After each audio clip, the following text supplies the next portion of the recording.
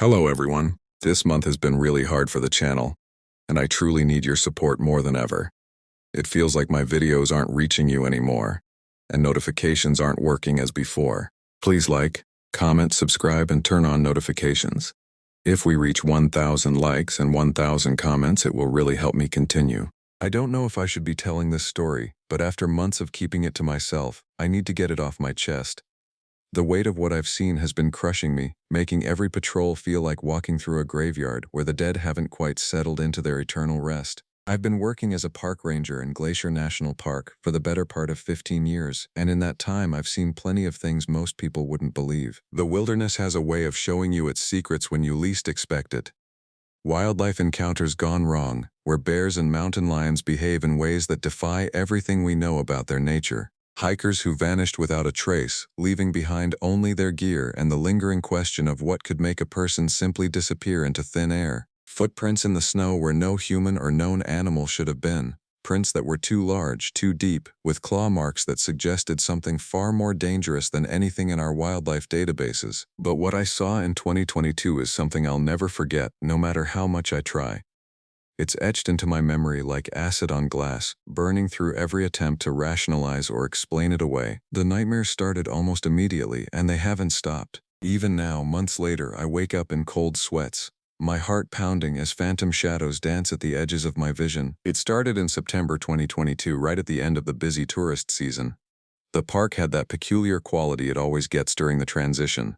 Like a theater after the last audience has left. When the silence becomes so heavy it seems to press against your eardrums. Most of the summer visitors had packed up and gone home, leaving behind only the hardiest of autumn hikers and the ever-present sense that something was watching from the tree line. The mountains seemed to loom higher during this time of year, their peaks shrouded in clouds that looked more like burial shrouds than natural formations. The air carried a chill that went deeper than temperature, settling into your bones with the promise of the long winter ahead. It was during one of these eerily quiet afternoons that I was sent to check on a report of an abandoned campsite near Many Glacier. Many Glacier is one of the more rugged and remote parts of the park, where the trails wind through terrain that seems untouched by human presence. The valleys stretch out like great wounds in the earth, carved by glaciers that retreated long ago but left behind scars that never quite healed. It's beautiful in the way that dangerous things often are, compelling and terrifying in equal measure. The site had been flagged by a backcountry permit officer during a routine patrol. No recent activity, no checked-out hikers associated with it, yet it had clearly been used. The report mentioned that something felt off about the whole situation, though the officer couldn't articulate exactly what had triggered his unease. Looking back, I should have trusted that instinct, should have called for backup or at least brought another ranger with me. When I arrived at the coordinates, the first thing that struck me was the unnatural silence. Even in the quietest parts of the park, there's always some ambient sound, wind through the trees, the distant call of a bird, the scurrying of small animals through the underbrush. But here it was as if someone had placed a glass dome over the entire area, muffling all sound except for the beating of my own heart. The campsite itself was a tableau of interrupted normalcy. A small dome tent sat in a clearing that had been carefully chosen for its level ground and proximity to a stream. The fire ring had been properly constructed, showing that whoever had been here knew basic wilderness protocols. Their gear was organized with the methodical precision of experienced hikers. Nothing left to chance, everything in its proper place. But the tent was slashed open from the outside, not torn by wind or an animal scavenging for food. This was deliberate, methodical, like something with claws or a blade had ripped through the fabric in long, jagged strokes that spoke of controlled violence. The cuts were too clean, too purposeful to be accidental. They formed a pattern that suggested intelligence behind the destruction, not the random damage of a startled animal, but the calculated work of something that knew exactly what it was doing. The sleeping bags were still inside, zipped up but empty, as if whoever had been there had disappeared in a hurry. Their shapes were perfectly preserved, holding the impression of human bodies that had vanished without warning. Personal items were scattered throughout the tent's interior, a paperback novel with pages that fluttered in the slight breeze, a pair of hiking boots placed neatly beside the entrance, a water bottle still half full and sitting upright. The strangest part wasn't what was there, but what wasn't. There was no sign of struggle, no blood, no tracks leading away from the site. Just silence, as if the whole area had been frozen in time at the exact moment disaster struck. The absence of evidence was more disturbing than any gruesome scene could have been. It suggested something beyond normal predation, something that operated by rules I couldn't begin to understand. I spent nearly an hour documenting the scene, photographing every detail with the methodical thoroughness that 15 years of experience had taught me. But with each passing minute, the feeling of wrongness grew stronger. The hair on the back of my neck stood on end, and I found myself glancing over my shoulder every few seconds, expecting to see something lurking at the edge of my vision. The forest around the campsite seemed to press in closer as the afternoon wore on, the shadows growing longer and more menacing. The trees themselves appeared to be leaning inward, as if they were curious about what had happened here, or more unsettling still, as if they were trying to hide something from prying eyes. Chapter 2. The First Encounter. As I was about to leave, something caught my eye near the tree line. The sun was beginning its descent toward the mountain peaks, casting long shadows that seemed to writhe and shift with a life of their own. At first, I thought it was just the way the fading light was playing against the dense forest, creating optical illusions that my tired mind was struggling to process.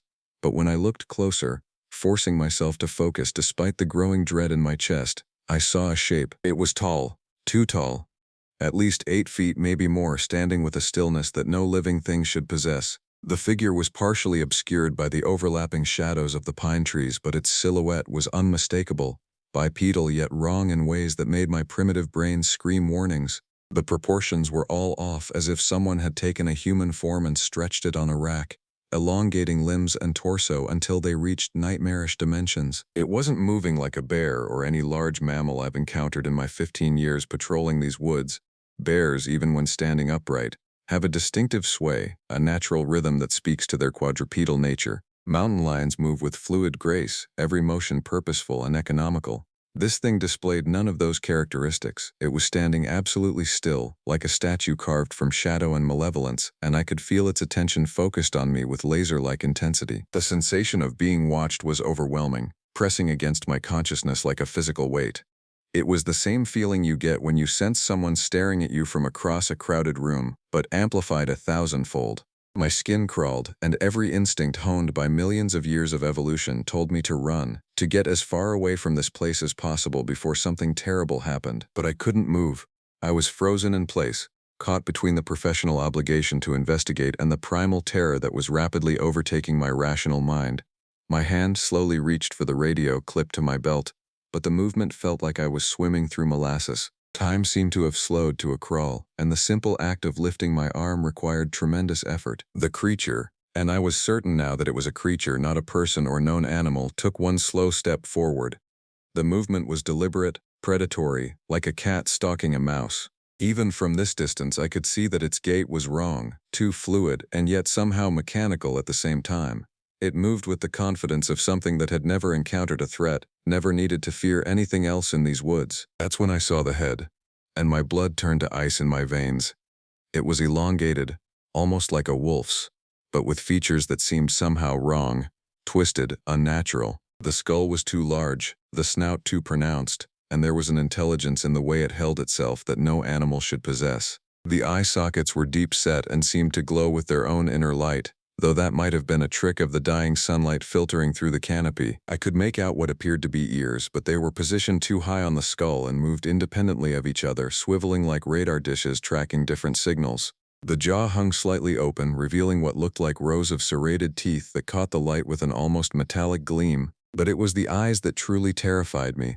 They were fixed on me with an awareness that spoke of intelligence, of calculation, of something that understood exactly what I was and what I represented. My hand finally reached my radio, and I began to lift it toward my mouth. But the second my fingers made contact with the device, the thing bolted into the trees at a speed that wasn't human or animal. It was too fast, impossibly fast, covering the distance between its position and the deep forest in what seemed like a single bound.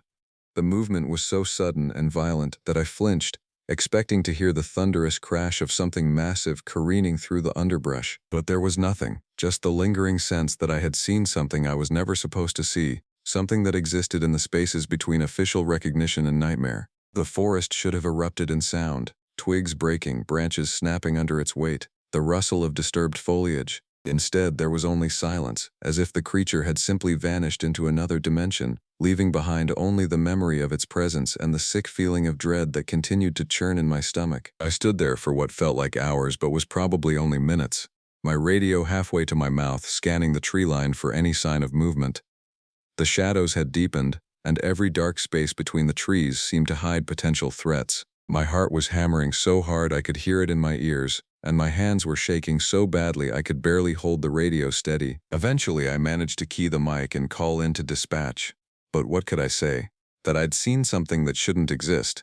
That there was a creature in the park that moved like nothing in any wildlife manual? Instead, I reported the abandoned campsite, described the slashed tent and missing campers, and requested that the area be flagged for further investigation. But I said nothing about the watcher in the trees, the thing that had studied me with those impossible eyes. The hike back to my vehicle was a nightmare of paranoia and jumping shadows. Every sound made me spin around, expecting to see that elongated silhouette emerging from the forest. The normal sounds of the wilderness, the crack of a twig, the rustle of leaves, the distant call of a bird, all seemed amplified and threatening. I found myself walking faster and faster, until I was nearly running down the trail, my professional composure abandoned in favor of the simple, overwhelming need to escape. I didn't sleep that night. I kept telling myself it was just a trick of the light, a bear on its hind legs, a lone wolf seen from an unusual angle. But I knew better. I knew what I had seen, and I knew that it was something that had no business existing in the same world as park rangers and hiking trails and tourist brochures. Something ancient and hungry and utterly alien to everything I thought I understood about the natural world. The next morning, I went back with another ranger to investigate.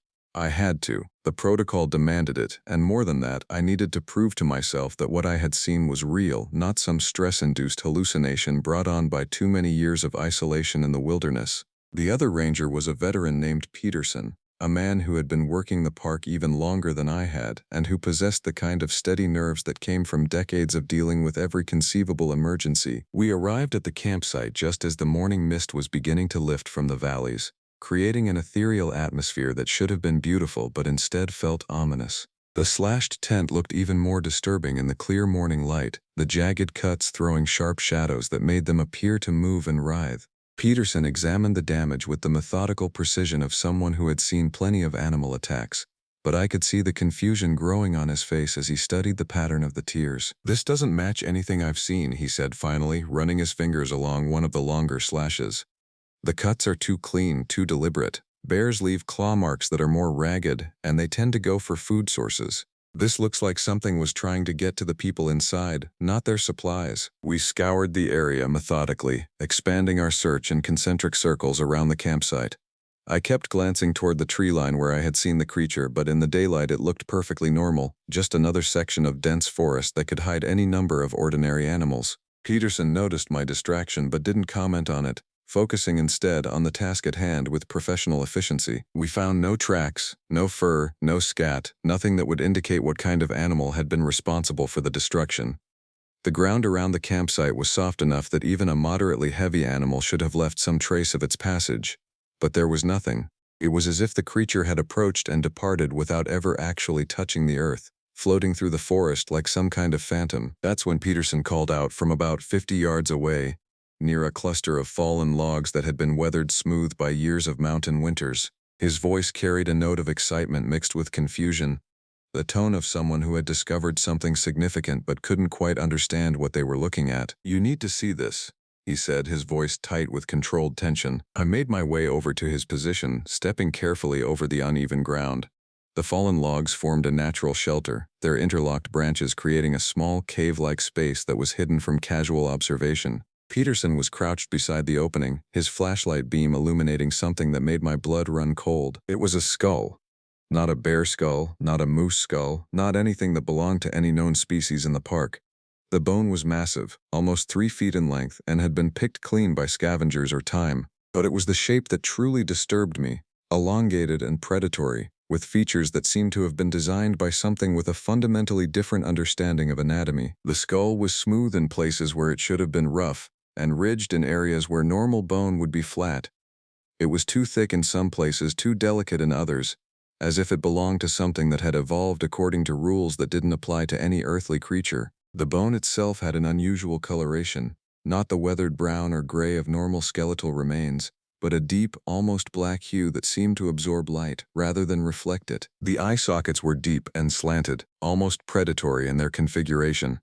They were positioned on the front of the skull, rather than the sides, indicating a creature that hunted by sight rather than one that needed to watch for predators. The sockets themselves were unnaturally large, suggesting eyes that were adapted for low-light conditions or that simply needed to be massive to accommodate the creature's supernatural visual acuity. But it was the jaw structure that truly chilled me. The skull had clearly once been filled with long, serrated teeth, and the bone showed evidence of a bite force that would have been capable of crushing virtually anything it encountered. The teeth sockets were arranged in multiple rows, like a shark's, but the overall structure was more reminiscent of a mammalian predator.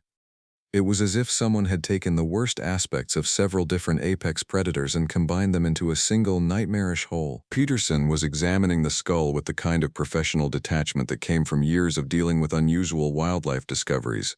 But I could see the tension in his posture. This wasn't just another interesting find. This was something that challenged everything we thought we knew about the ecosystem we were supposed to be protecting. "I've never seen anything like this," he said, his voice barely above a whisper. "The bone structure is completely wrong for anything that should exist in this region. Hell, it's wrong for anything that should exist anywhere." We immediately radioed it in, following protocol for the discovery of unknown biological specimens. Within 2 hours, a team from the National Park Service arrived, along with 2 men who didn't identify themselves and didn't seem particularly interested in following normal procedures. They weren't wearing ranger uniforms, and their equipment was more sophisticated than anything I'd seen in standard Park Service operations. The unnamed men didn't ask the usual questions about the discovery site or the circumstances of the find. Instead, they took photographs from every conceivable angle, made detailed measurements, and carefully wrapped the skull in materials that looked more appropriate for handling hazardous waste than biological specimens. Their movements were efficient and practiced, as if they had done this many times before. I pressed them, asking what we had just found. What kind of creature could have produced such a skull? One of them, a tall man with prematurely gray hair and eyes that seemed to look through rather than at you, simply said, "This isn't your concern," in a tone that brooked no argument. The other man, younger but with the same air of quiet authority, added, "You'll need to clear the area and file a standard report noting the discovery of unidentified skeletal remains. Nothing more." And that was it. The skull was gone, loaded into a specially designed container and driven away in a vehicle that bore no government markings. No report was filed, no record was made, no follow-up investigation was scheduled. It was as if the discovery had never happened, swallowed by the same bureaucratic machinery that had probably consumed hundreds of similar findings over the years. Peterson and I were left standing in the empty clearing, staring at the spot where the skull had been discovered. The silence stretched between us, heavy with unspoken questions and the growing realization that we had stumbled into something much larger and more dangerous than an ordinary wildlife incident. "What the hell was that?" Peterson finally asked, his voice carrying the weight of someone whose entire worldview had just been shifted off its axis. I didn't have an answer for him. I still don't. But I knew that whatever that creature was, it was connected to what I had seen the day before, and that both discoveries were part of something that powerful people were very invested in keeping secret. In the weeks that followed, things got even stranger. The park seemed to have developed a malevolent awareness, as if our discovery of the skull had awakened something that had been dormant for decades. The normal rhythms of wilderness life were disrupted, replaced by an undercurrent of tension that I could feel in my bones every time I went out on patrol. We started getting more reports from hikers, scattered at first but growing in frequency and intensity. The stories were remarkably consistent, which made them all the more disturbing. Whispers of something big moving through the trees at night, always at the edge of vision, never quite clear enough to identify but substantial enough to send experienced outdoorsmen fleeing back to the safety of their vehicles. The reports weren't coming from novice hikers or weekend warriors who might be prone to flights of imagination. These were accounts from people who had been exploring the wilderness for decades. Guides and hunters and backcountry enthusiasts who knew the difference between a bear in the shadows and something that didn't belong in any field guide. One particularly unsettling report came from a group of experienced mountaineers who had been attempting a technical climb on one of the more challenging peaks. They described a feeling of being watched that was so intense it became physically uncomfortable, making it impossible to concentrate on their climbing. When they finally looked up from their route, they saw something massive moving along the ridgeline above them, pacing their progress with an intelligence that no known animal should possess. The creature, and they were all calling it a creature now, abandoning any pretense that it might be a misidentified known species, had been following them for hours, always staying just far enough away to avoid clear identification but close enough to make its presence known. When they tried to photograph it, their cameras malfunctioned, the images coming out distorted and blurred in ways that suggested some kind of electromagnetic interference. Another report came from a veteran wilderness photographer who had been documenting the autumn foliage in one of the more remote valleys. He described hearing low growls in the distance that didn't match any known predator, sounds that seemed to come from multiple directions at once, as if a pack of something was communicating across the landscape. When he tried to track the source of the sounds, he found himself in areas where the normal forest sounds had ceased entirely, creating pockets of unnatural silence that felt like stepping into a void. The photographer's account was particularly disturbing because of the details he provided about the physical effects of his encounter. He reported experiencing severe vertigo, nausea, and a disorienting sense that time was moving differently in certain areas of the forest. His GPS unit had malfunctioned, showing his location as coordinates that didn't exist on any map. When he finally managed to find his way back to his vehicle, he discovered that what felt like hours of hiking had actually consumed an entire day with no memory of how the time had passed. One veteran hunter who had been tracking elk in the area for years told me flat out that he was never coming back. His name was Roberts, and he had been hunting these mountains since before I was born. He was the kind of man who treated the wilderness with respect but not fear, someone who understood that he was a guest in the domain of larger, more dangerous creatures but had never been intimidated by that knowledge. But when he came to the ranger station that day, he was visibly shaken. His hands trembled as he described what he had seen during his last hunting trip, and his voice carried the weight of someone whose fundamental assumptions about the world had been shattered. "I've been hunting these mountains for 40 years, he said, his eyes fixed on some distant point beyond the walls of the station. "I've seen bears, mountain lions, wolves, everything that's supposed to live up there. But this was something else entirely, something that walked on two legs but moved like no human ever could." He described tracking an elk through a narrow valley when he became aware that he was no longer the hunter but the hunted. The sensation had been gradual at first, just a nagging feeling that he was being observed. But as the day wore on, the sense of being stalked became overwhelming, making it impossible to concentrate on his original quarry. "It was massive," he continued, his voice dropping to barely above a whisper. "At least 8 feet tall, maybe more. It moved through the forest without making a sound, like it was floating just above the ground. And the way it looked at me, there was intelligence there, calculation. It wasn't just hunting me, it was studying me, trying to understand what I was and how I fit into its world." Roberts described a pursuit that lasted for hours, with the creature maintaining a constant distance of about 50 yards, always staying just within the limits of visibility but never approaching close enough for a clear shot. When he finally reached his vehicle and drove away, he could see the creature watching him from the tree line, its eyes reflecting the headlights with an unnatural luminescence. The local guide started comparing notes, and a pattern emerged.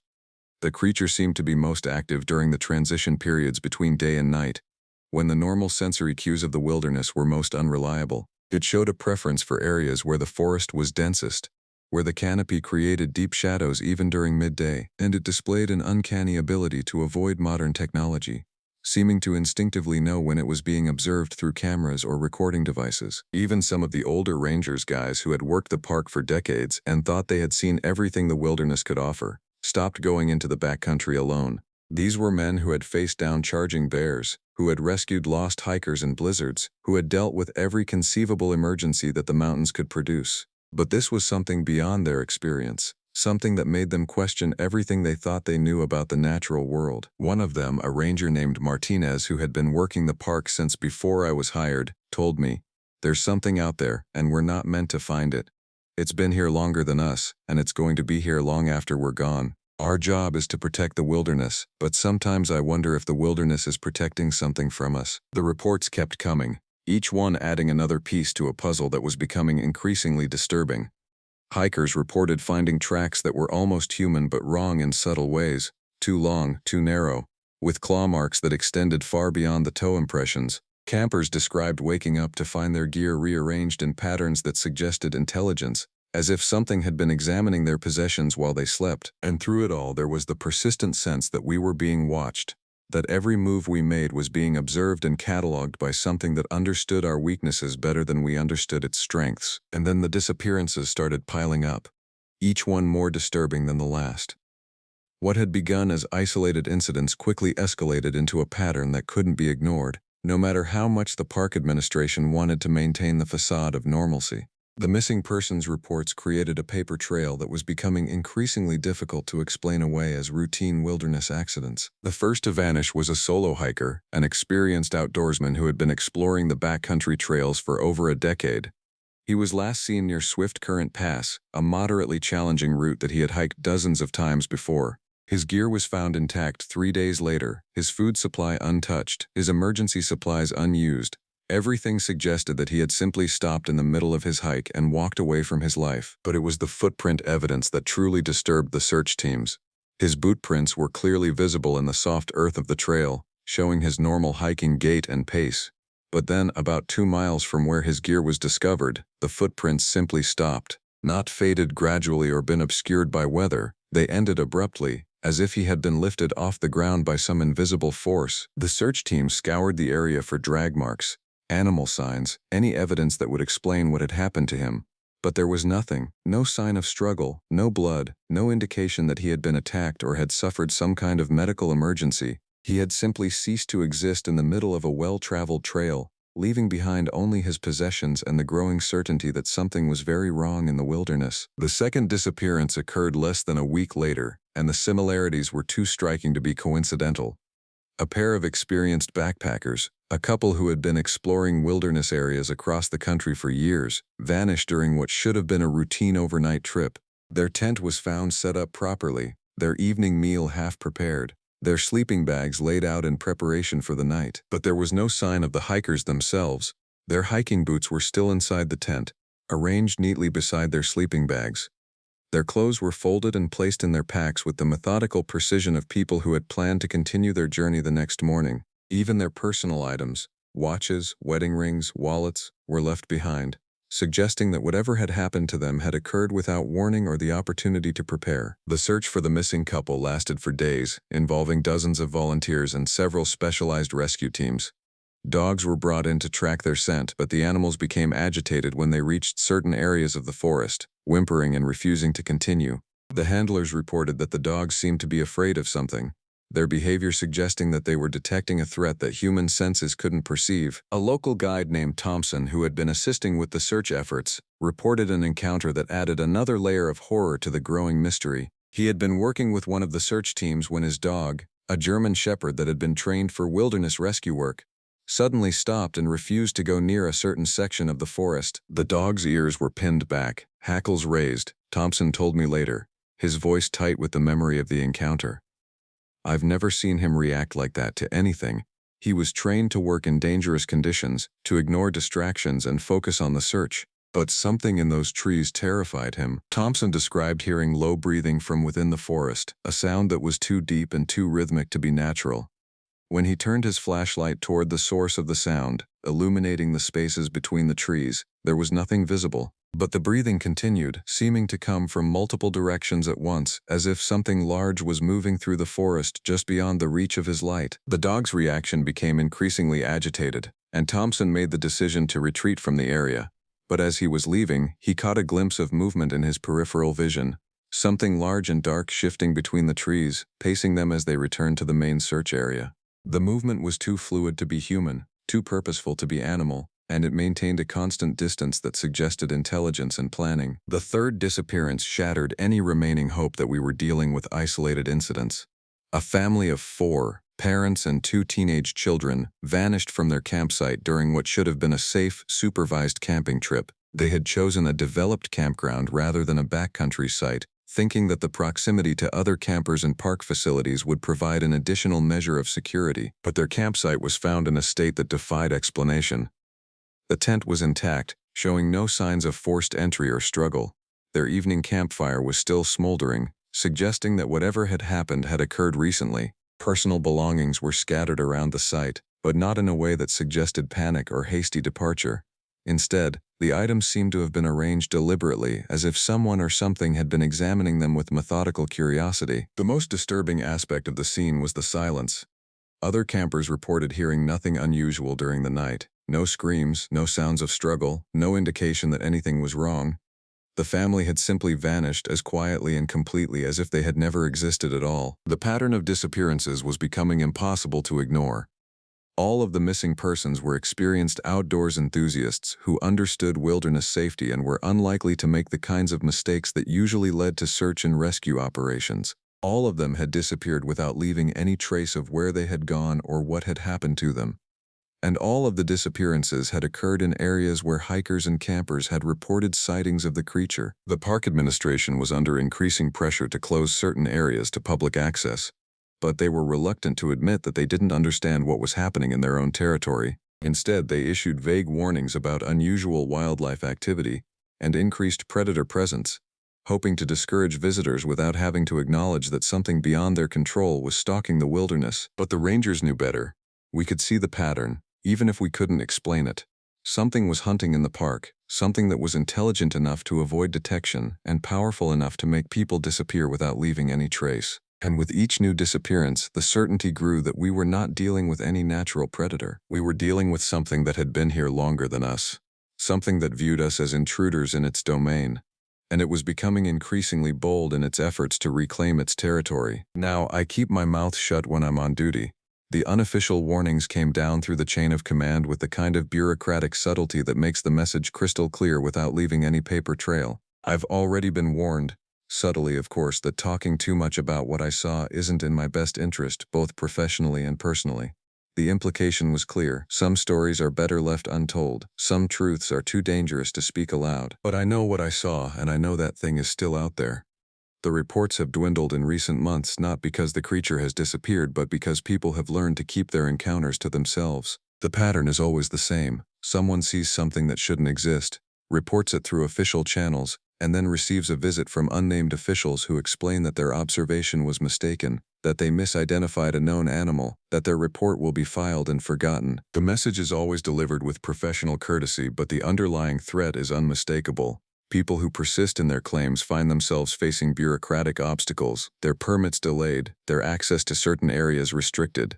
The Park Service has ways of making life difficult for those who refuse to accept the official explanation for what they've experienced. I've seen the fear in the eyes of other rangers, the way they change the subject when certain topics come up in conversation. We all know that something is wrong, but we also know that acknowledging it openly would mean the end of our careers and possibly worse. So we maintain the fiction that everything is normal, that the wilderness is safe and predictable, that the only dangers visitors face are the ones that can be found in any safety manual. But the truth is more complex and more terrifying. The creature, whatever it is, has learned to be more careful, more selective in its activities. The disappearances have continued, but they're spaced further apart now, scattered across different regions of the park to avoid creating obvious patterns. The missing persons reports are handled differently, processed through channels that ensure they disappear into bureaucratic limbo before they can attract unwanted attention. I don't know what it is that stalks the wilderness areas of Glacier National Park. The possibilities that keep me awake at night are all equally disturbing. It could be an undiscovered predator, something that has evolved in isolation for thousands of years and is now being forced into contact with human civilization as we encroach deeper into its territory. The skull we found suggested something that had adapted to hunt large prey, something that had developed intelligence and cunning far beyond what we see in known predators. Or it could be something ancient, a remnant of an earlier age when the world was dominated by creatures that followed different rules than the ones we understand today. The indigenous peoples of the region have stories about beings that inhabited the mountains before humans arrived, entities that were neither fully animal nor fully spirit but something in between. These stories were dismissed as folklore by early settlers, but perhaps they contained more truth than anyone wanted to acknowledge. The most disturbing possibility is that it's something that has been here longer than us, something that has a prior claim to this territory and is now actively working to reclaim it. The intelligence it displays, the strategic nature of its attacks, the way it seems to understand our weaknesses and exploit them, all of this suggests a level of planning and purpose that goes far beyond simple predation. The evidence has been systematically suppressed, but I've managed to piece together fragments of a larger picture. The skull we found was not the first anomalous discovery in the park. There have been other incidents over the years, other encounters that have been documented and then buried in classified files. The pattern of cover-ups goes back decades, suggesting that whatever we're dealing with has been active for a long time. The two unnamed officials who took the skull were not from the National Park Service. I've done enough research to know that their procedures, their equipment, and their authority all pointed to a different kind of organization entirely. They were part of something larger, something that has been monitoring and containing incidents like ours for years. The efficiency with which they handled the situation suggested long experience with similar discoveries, but containment is becoming increasingly difficult. The creature is adapting to our presence, learning our patterns and our weaknesses. The disappearances are becoming more sophisticated, more carefully planned. It's as if the creature is conducting its own research, studying us with the same intensity that we would study it if we were brave enough to admit its existence. The park feels different now, charged with an undercurrent of menace that I can feel in my bones every time I go out on patrol. The normal sounds of the wilderness have changed, becoming more muted, more cautious. Even the wildlife seems to understand that something has shifted in the balance of power, that the old rules no longer apply. I've started carrying additional equipment on my patrols: emergency flares, extra batteries for my radio, a GPS beacon that can summon help even when other communication methods fail. But I know that these precautions are probably useless against something that can make people disappear without leaving any trace. The creature has demonstrated that it can operate beyond our understanding of how the natural world works. The hardest part is maintaining the pretense that everything is normal, that the wilderness is safe and predictable. Visitors still come to the park expecting to find the pristine natural environment that exists in their imagination, not the hunting ground that it has become. I have to smile and provide information about hiking trails and wildlife viewing opportunities, all while knowing that I'm potentially sending people into danger. But I also know that the alternative, admitting that there's something in the park that we can't control or understand, would be even worse. The panic that would follow such an admission would destroy the park system and probably lead to a military response that would be both ineffective and catastrophic for the ecosystem. So I continue to do my job, to patrol the wilderness and maintain the illusion of safety. But I also continue to watch, to document what I can, and to prepare for the day when the creature decides that coexistence is no longer possible. Because I know that day is coming, and when it arrives, all of our carefully constructed denials and cover-ups will be swept away by the reality of what we've been trying so hard to ignore. If there's anyone else out there who has seen this thing or found evidence of something like it, I need to know. Because if this creature is real, and I know it is, then we are not the top of the food chain in these woods. We never were. We've just been living in the illusion of safety while something ancient and hungry waited in the shadows, biding its time and growing stronger. The watcher in the wilderness is still out there, and it's still hunting. And one day it's going to decide that the time for hiding is over. My name is Trevor Whitman, and what I'm about to tell you happened in the summer of 2012 deep in the heart of Montana's Glacier National Park. Back then, I was the kind of guy who thought a weekend without hitting the trails was like coffee without caffeine, pointless and depressing. I'd just gone through a brutal breakup with Sarah, the kind where she kept my favorite hiking boots out of spite, and my buddies were getting tired of my moping around the apartment. "Dude, just go commune with nature or whatever," my roommate Marcus had said, barely looking up from his Xbox. "Maybe a bear will eat you and put us all out of our misery." Thanks for the pep talk, I'd thought, but he wasn't entirely wrong. I needed to get away from civilization, from the constant reminders of my failed relationship, from the suffocating routine of my IT job. So I threw my gear into my beat-up Jeep and headed for the mountains. The drive to Glacier took about 6 hours, winding through increasingly remote terrain until cell service became a distant memory. Perfect.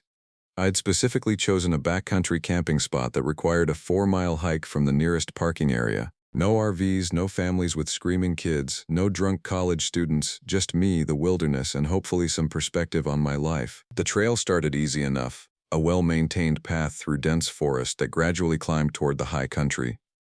Towering pines created a canopy so thick that even in the middle of the day, the forest floor remained in perpetual twilight. The air smelled like Christmas morning. Crisp, clean, with that distinctive pine scent that made you want to breathe deeper than your lungs could handle. About 2 miles in, I passed an older hiker heading back toward the trailhead. He was maybe 60, with the kind of weathered face that spoke of decades spent outdoors. "Beautiful day for it," I called out, the way hikers do. He paused, adjusting his pack straps. "Indeed it is. You heading up to Crystal Lake?" "That's the plan. Here it's pretty spectacular." His expression shifted slightly, something I couldn't quite read crossing his features.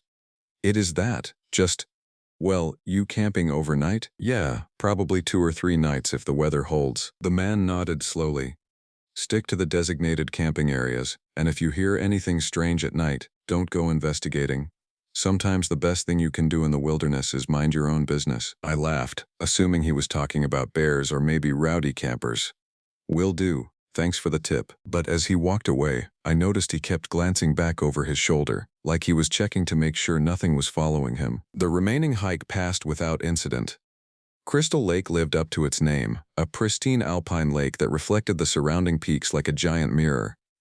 The designated camping area sat on a small peninsula jutting into the water, with fire rings and bear boxes already established.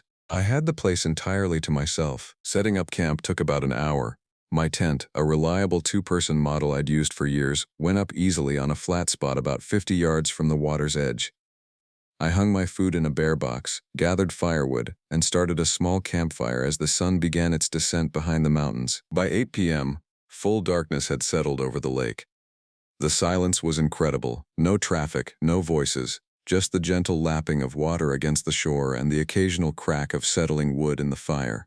I'd brought a paperback thriller, something with government conspiracies and shadow organizations, but found myself too distracted by the beauty of the place to focus on reading. That's when I first heard it, a rustling in the bushes behind my campsite, maybe 30 yards into the tree line. Nothing dramatic, just the sound of something moving through the underbrush. I figured it was probably a deer coming down to drink, or maybe a raccoon investigating the interesting smells from my camp. Sorry, buddy, I called out.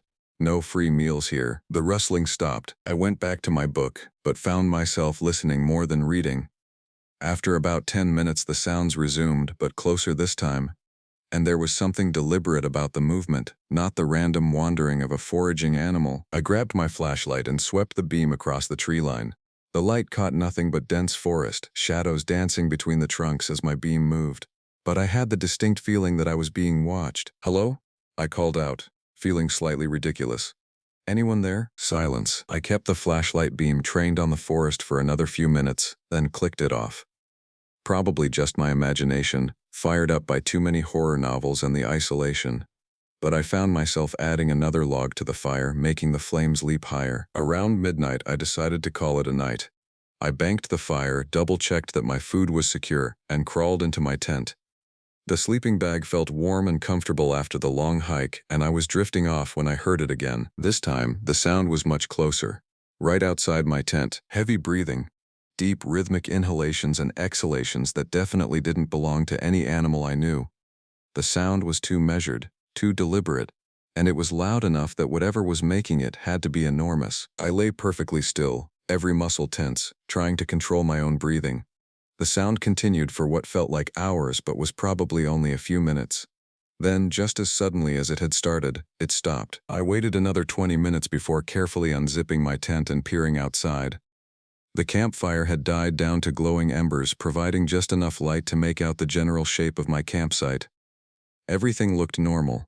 My backpack still hung from the bear box. My hiking boots sat where I'd left them beside the tent, but something felt wrong. Not just the obvious fact that some large animal had been investigating my camp, but something deeper. The forest had gone completely silent. No insects, no small mammals rustling in the underbrush, no owls calling to each other across the darkness. It was as if every living thing in the area had suddenly decided to hold its breath. I crawled back into my sleeping bag but didn't zip up the tent. Whatever had been out there, I wanted to be able to move quickly if it came back. Sleep was out of the question now. I lay there listening to the unnatural silence, watching the tent walls for any sign of movement outside. Around 3 a.m., I heard something that made my blood freeze. A howl, long and mournful, echoing across the lake. But this wasn't a wolf howl. I'd heard plenty of those on previous camping trips. This was something else entirely, deeper, more resonant, with an almost human quality that raised every hair on my body. The howl seemed to come from the opposite shore of the lake, maybe half a mile away. As it faded, I heard something that was even worse, an answering howl from the forest behind my camp. Then another, from the east, and another, from somewhere to the south. I was surrounded. I didn't sleep at all that first night. I sat in my tent with my back against the rear wall, clutching my bear spray and a hunting knife I'd brought more for utility than defense. Every sound, and there were plenty once the creatures started moving, sent my heart racing. They were circling the camp. I could hear them moving through the forest, heavy footsteps that suggested something much larger than wolves. Occasionally, one would venture close enough to the tree line that I could make out a hulking shadow against the slightly lighter background of the sky, but they never came into the open area around my tent. Dawn couldn't come fast enough. When the first gray light finally began filtering through the forest, the sounds gradually faded. By full sunrise, the unnatural silence had been replaced by normal forest noises, birds singing, squirrels chattering, the gentle sounds of a wilderness waking up. I emerged from my tent exhausted and paranoid, but alive. In the morning light, my fears from the night seemed almost silly. Probably just a pack of wolves checking out the new arrival in their territory. I'd read that wolves were making a comeback in this part of Montana. Maybe I'd just been lucky enough to encounter them. But as I walked around my campsite, I found evidence that made my stomach clench. Tracks in the soft earth near the lake shore. Large canine-like prints, but wrong somehow. Too big, for one thing. Each print was easily the size of my hand, and the spacing suggested an animal that could cover enormous ground with each stride. More disturbing were the marks on several trees around the perimeter of my camp. Long gouges in the bark, starting about 7 feet off the ground and extending down to eye level. Whatever had made them had claws like razors and the reach of a basketball player. I should have packed up and hiked out right then. Any reasonable person would have. But there was something stubborn in me, some refusal to be driven away by what were probably just unusually large wolves. Besides, I'd hiked 4 miles to get here, and the thought of explaining to Marcus why I'd come home after one night was embarrassing, so I stayed. The second day passed uneventfully. I hiked around the lake, took photos of the spectacular scenery, and tried to convince myself that the previous night had been an isolated incident. Maybe the pack had just been passing through. Maybe they'd moved on to more interesting hunting grounds. I was wrong. The second night was worse than the first. This time, they didn't wait until midnight. As soon as full darkness fell, I heard the first howl from across the lake. Within minutes, the answering calls began, from the forest, from the rocky slopes above the lake, from what seemed like every direction at once. They were definitely surrounding me again, but with more confidence this time. I could hear them moving closer to the camp, their heavy footsteps making no attempt at stealth. Through the tent walls, I could see large shapes moving between the trees just at the edge of the firelight. Then one of them stepped into the clearing. I peered through a small gap in my tent zipper and felt my breath catch. The creature standing maybe 20 yards from my tent was like nothing I'd ever seen. It stood upright like a man, but it was massive, at least 7 feet tall and built like a linebacker. Its body was covered in thick dark fur, and its limbs were wrong, too long and muscular for any normal animal. The head was the worst part. It was clearly canine, with an elongated snout and pointed ears, but the eyes reflected the firelight with an intelligence that seemed almost human. When it opened its mouth, the teeth gleamed like ivory daggers. As I watched in horrified fascination, 2 more creatures emerged from the forest, then 3 more. Within minutes, I counted at least 6 of the things circling my campsite, moving with a coordination that suggested they were used to hunting together. One of them approached my bear box and sniffed around it, clearly interested in the food I'd stored there. But instead of trying to break into the metal container, it turned its attention to my backpack, which I'd foolishly left outside the tent. With surprising dexterity, it began examining the pack with its claws, eventually managing to open one of the zippers. That's when I realized these things weren't just large animals. They were intelligent. The creature pulled items from my backpack, water bottles, energy bars, my portable camp stove, examining each one with obvious curiosity before discarding it. When it found my camp toilet paper, it held the roll up to the firelight and seemed almost amused by it. But when it pulled out my satellite communicator, a device I'd brought for emergencies, its demeanor changed completely. The creature let out a low growl and hurled the device into the forest with enough force that I heard it shatter against a tree. They knew what it was. They knew it could be used to call for help. The pack spent the next several hours systematically destroying anything that might be useful for communication or navigation. My cell phone, which had no signal anyway, met the same fate as the satellite communicator. They shredded my paper maps and scattered the pieces. They even destroyed my compass, apparently recognizing it as some kind of navigation tool. But they didn't approach my tent. Something was keeping them at bay. Whether it was the fire, the scent of whatever chemical treatment was in the tent fabric, or something else entirely, I couldn't say. They could clearly have overwhelmed me easily if they'd wanted to, but they seemed content to cut off my escape routes and wait. Around 4 a.m., the largest of the creatures, a massive brute that had to weigh at least 400 pounds, approached to within 10 feet of my tent. It sniffed the air carefully, then let out a series of low growls that almost sounded like speech. The other creatures responded with similar vocalizations, as if they were discussing something. Then, just before dawn, they melted back into the forest as silently as they'd appeared. I waited until full sunlight before emerging from my tent to survey the damage. My campsite looked like a tornado had hit it. Everything portable had been scattered or destroyed. The creatures had even managed to open the bear box, though they'd left my food alone. Apparently they weren't interested in freeze-dried backpacking meals, but it was the message they'd left that really chilled me. Scratched into the dirt near my tent, in marks that could only have been made by those massive claws, was a rough but unmistakable symbol, a circle with lines radiating outward, like a crude drawing of the sun, or like a target. I packed up what remained of my gear as quickly as possible and started hiking toward the trailhead. Whatever those things were, they'd made it clear that I wasn't welcome in their territory, and I had no intention of finding out what would happen if I stayed for a third night. But as I shouldered my pack and started down the trail, I heard a sound that made my blood run cold. A long, mournful howl echoing from the forest behind me. They were following me. The hike back toward the trailhead became a nightmare of paranoia and adrenaline. Every sound from the forest made me jump. Every shadow between the trees could have been one of those creatures stalking me. I tried to maintain a steady pace, fast enough to put distance between myself and whatever was behind me, but not so fast that I'd exhaust myself if I needed to run. About a mile down the trail, I started hearing the telltale signs that I wasn't alone.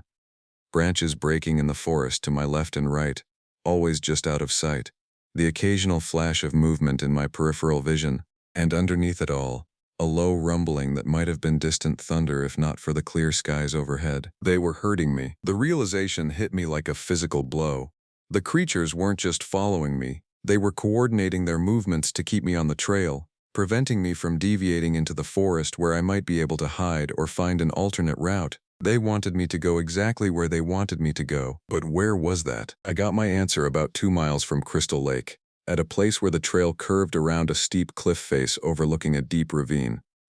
As I rounded the bend, I found my path blocked by the largest of the creatures I'd seen the night before. It stood directly in the middle of the trail, arms hanging at its sides, watching me with those unsettling, intelligent eyes. Up close, in daylight, it was even more terrifying than it had been by firelight. The fur was matted and dark, almost black, and I could see old scars crisscrossing its massive chest and arms. This was a creature that had survived countless fights. Behind me, I heard the heavy footsteps of the rest of the pack moving into position. I was trapped between the cliff on one side, a steep drop-off on the other, and 7-foot-tall monsters front and back. The creature in front of me tilted its head, studying me with an expression that was disturbingly human-like. Then it did something that made my knees go weak. It spoke, not in English obviously, but in a series of growls and snarls that had the clear cadence and inflection of speech. It was trying to communicate with me. When I didn't respond, mostly because I was too terrified to move, it tried again, this time pointing with one massive clawed hand toward a narrow game trail that branched off from the main path. The meaning was clear: go that way. I had no choice. The alternative was almost certainly death. The game trail was barely wide enough for a human, winding down into the ravine through thick forest and over slippery rocks. The creatures followed at a distance, just close enough to make sure I didn't try to deviate from the path they'd chosen. After about half an hour of careful descent, the trail opened into a small clearing beside a stream, and that's where I saw them. 3 backpacks, arranged in a neat row beside the water. Expensive hiking gear, the kind that serious backpackers spend months saving up for. But no sign of their owners. I approached the packs carefully, my mind racing. The creatures had brought me here deliberately, and they wanted me to see this. But why? The first pack belonged to someone named Jennifer, according to the gear tags. Recent college graduate, judging by the university stickers on her water bottle. The second pack was marked with the name Alex, a guy, based on the size of the hiking boots attached to the outside. The third had no name, but contained maps of the same area I'd been hiking. All 3 packs showed signs of violence. Tears in the fabric that looked like claw marks, dark stains on the shoulder straps that might have been blood. But the packs had been carefully arranged, not scattered like you'd expect from a predator attack. This was a display, a warning. I looked up to find the lead creature watching me from the edge of the clearing. When our eyes met, it pointed again, this time toward a continuation of the game trail that led further down the ravine. The message was clear: keep going. The trail led to a cave. Not a natural cave, I realized as I got closer, but something that had been deliberately expanded and shaped. The entrance was about 8 feet high and 6 feet wide, large enough for the creatures to move through comfortably, and the smell coming from inside made me gag. A mixture of decay, animal musk, and something else I couldn't identify. The lead creature gestured for me to enter the cave. I shook my head violently, backing away. Whatever was in there, I wanted no part of it. But the creature's expression darkened, and I heard growls from the other pack members behind me. This wasn't a request. I fumbled for my flashlight with shaking hands and clicked it on. The beam revealed a tunnel that extended back into the hillside much further than I would have expected. The walls were rough but clearly worked, as if they'd been carved and shaped over many years, and they were decorated. Symbols covered every available surface. Some carved into the rock, others painted with what looked like mud or worse. The same sun-like symbol I'd seen at my campsite appeared dozens of times, along with more complex designs that hurt to look at directly. But it was the other decorations that made me stumble backward in horror. Bones, human bones, arranged in elaborate patterns and mounted on the walls like some kind of macabre art display. Skulls serving as the centerpieces for mandalas made from finger bones and ribs. Femurs crossed like swords above painted symbols that seemed to writhe in the flickering beam of my flashlight. This wasn't just a cave, it was a shrine. The lead creature made an impatient sound and nudged me forward. Clearly, there was more it wanted me to see. We moved deeper into the tunnel, past chambers filled with more bone art and strange symbols, until we reached what appeared to be the main chamber. The space was enormous, easily 30 feet across and 20 feet high. And it was occupied. An old man sat cross-legged on a raised platform in the center of the chamber, surrounded by the creatures in what was clearly a position of honor. He was ancient, his hair white, and his skin weathered like old leather, but his eyes were bright and alert. He wore clothes that might once have been hiking gear but were now little more than rags held together with strips of fur and sinew. When he saw me, he smiled, revealing teeth that had been filed to points. "Welcome," he said in a voice like grinding stone. "I've been waiting for you." The old man's name was Daniel Morrison, and he'd been missing for 15 years. I knew this because he told me so, in a voice that was perfectly rational despite the insane circumstances. He'd been a park ranger, he explained, back when Glacier was still figuring out how to deal with the territorial disputes that had been escalating since the late 1990s. Territorial disputes? I managed to croak. Morrison gestured to the creatures surrounding us. "The pack has been here for generations. Longer than the Park Service, longer than the homesteaders, probably longer than the native tribes, though they were smart enough to leave this area alone." He scratched behind the ears of the massive creature that had led me here, the way you might pet a dog. "We call them the Shepherds now, though that's not what they called themselves originally." "What are they?" Morrison's smile widened, showing more of those filed teeth. "That's the wrong question. The right question is, what do they want?" He stood up slowly, his joints creaking like old wood, and walked to one of the painted walls. His finger traced the outline of one of the sun-like symbols I'd been seeing everywhere. "They're caretakers," he said. "Guardians of the old places. The deep forest has its own laws, its own purposes, and the shepherds make sure those laws are respected. By killing people, by protecting what needs protecting." Morrison's expression darkened. "The modern world doesn't understand balance, doesn't understand that some places are supposed to remain wild. So the shepherds educate visitors who venture too far into their territory." I thought about the backpacks I'd seen, the bone displays in the cave. Those hikers ignored the warnings, all of them. Morrison shook his head sadly. "The shepherds are actually quite patient. They start with subtle signs, tracks, sounds, small disturbances around campsites. If people are smart enough to leave when they get the first warnings, nothing happens to them. But if they persist," he didn't need to finish. "I'd seen the results. So why am I still alive?" Morrison studied me for a long moment. "Because you showed wisdom, you recognized the danger and tried to leave. The pack respects that." He paused. "And because they want you to carry a message." One of the smaller creatures, though still enormous by human standards, approached carrying something in its jaws. It dropped the object at Morrison's feet. "My satellite communicator, smashed but not completely destroyed." "The Park Service needs to understand," Morrison said, picking up the broken device. "They need to close this section permanently. No more trails, no more campsites, no more guided tours. The shepherds have been patient for too long, and if they don't, Morrison's eyes went cold. Then the territory will expand.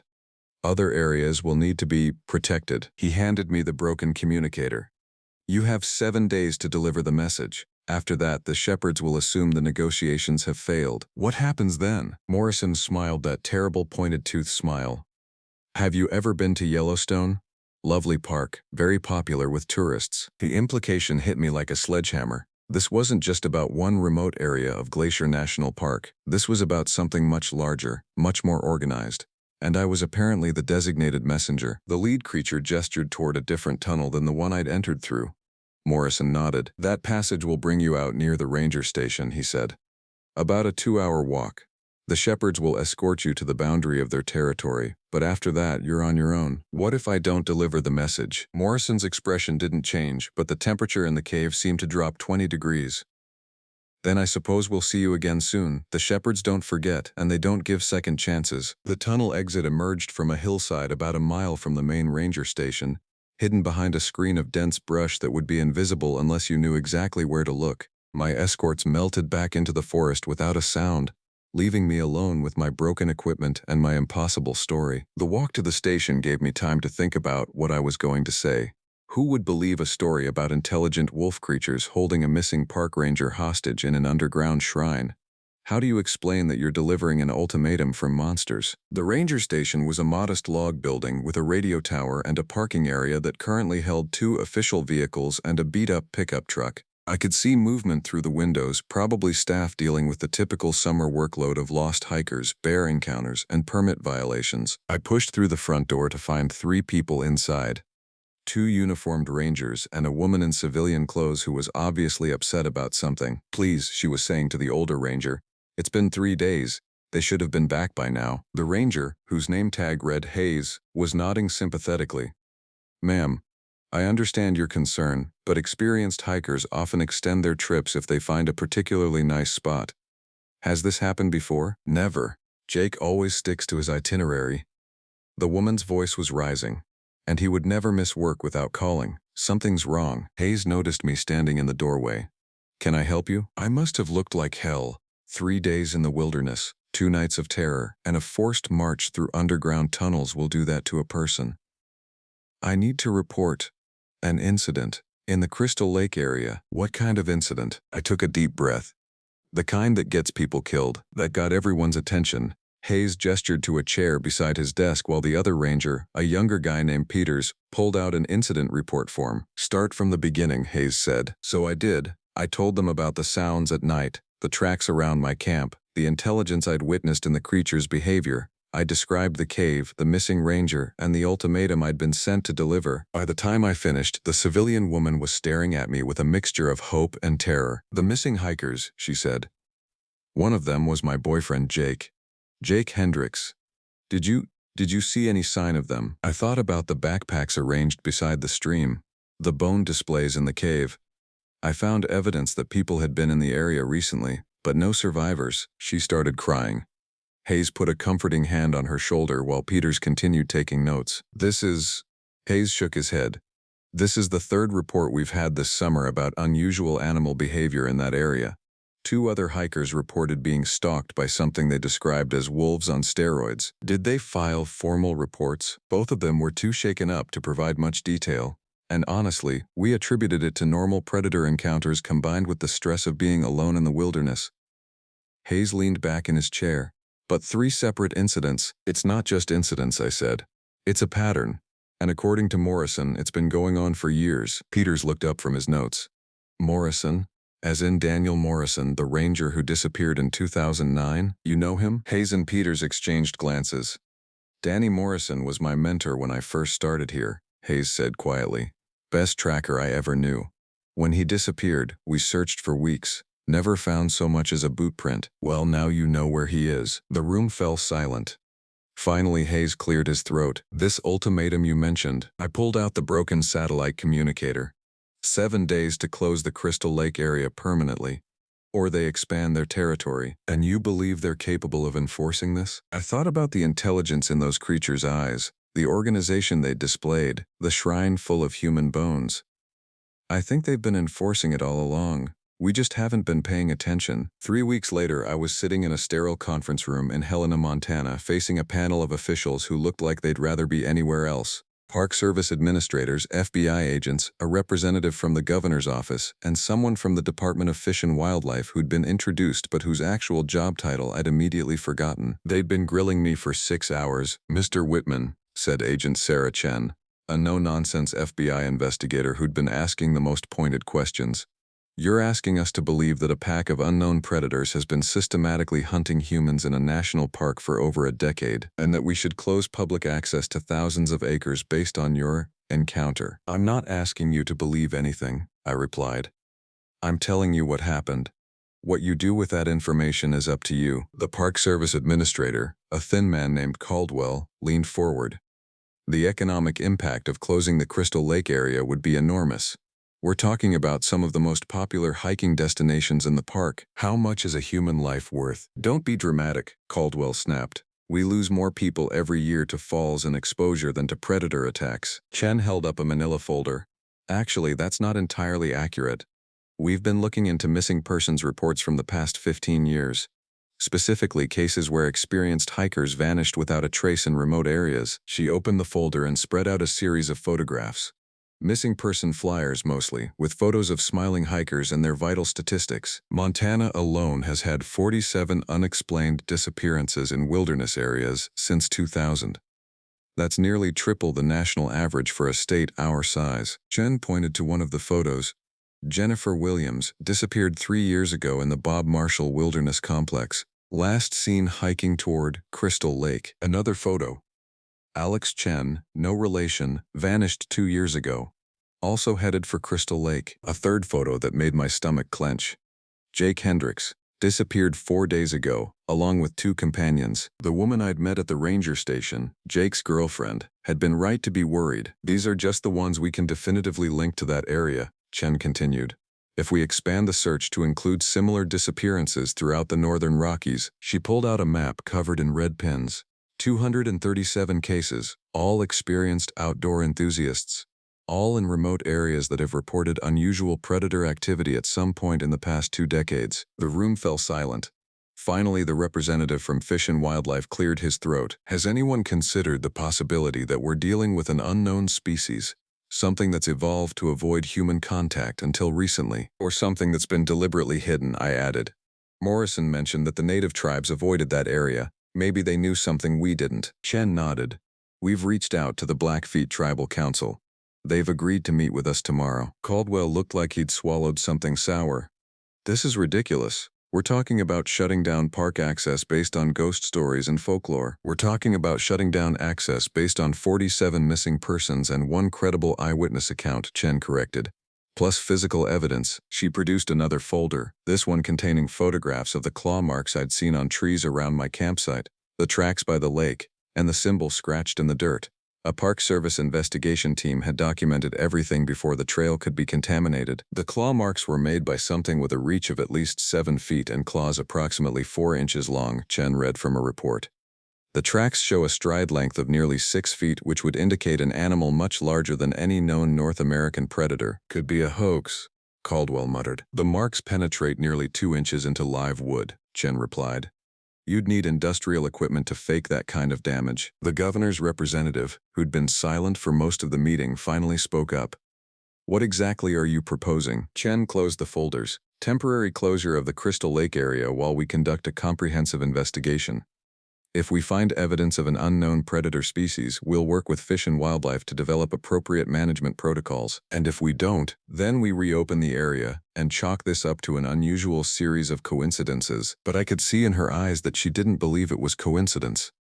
None of them did, really. The evidence was too consistent, too widespread, too carefully documented to dismiss. 3 days later, the Crystal Lake area was quietly closed for ecological assessment.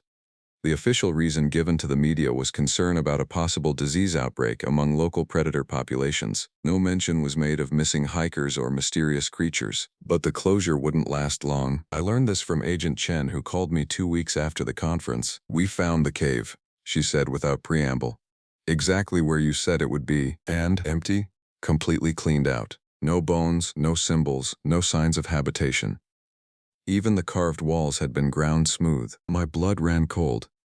What about Morrison? No trace of him. No evidence that anyone had been living there recently. I sat down heavily. They moved. That's what we think. The question is where. 3 days later, I had my answer. A family of hikers went missing in Yellowstone, in a remote area that had recently reported unusual predator activity. The only trace left behind was a symbol scratched in the dirt near their abandoned campsite, a circle with lines radiating outward, like a crude drawing of the sun. The shepherds had kept their promise. The territory was expanding. Chen called me again after the Yellowstone incident. "We need your help," she said. "You're the only person who's had direct contact with them and lived to tell about it." "What kind of help?" "We're putting together a task force. Officially, we're investigating a pattern of disappearances in national parks. Unofficially," she paused. "Unofficially, we're trying to prevent a war between two species that shouldn't be able to coexist." I thought about Morrison's filed teeth, the intelligence in those creatures' eyes, the careful way they'd arranged their warnings before escalating to violence. "They're not animals," I said finally. "They're people. Just not the kind of people we're used to dealing with." "I know," Chen replied.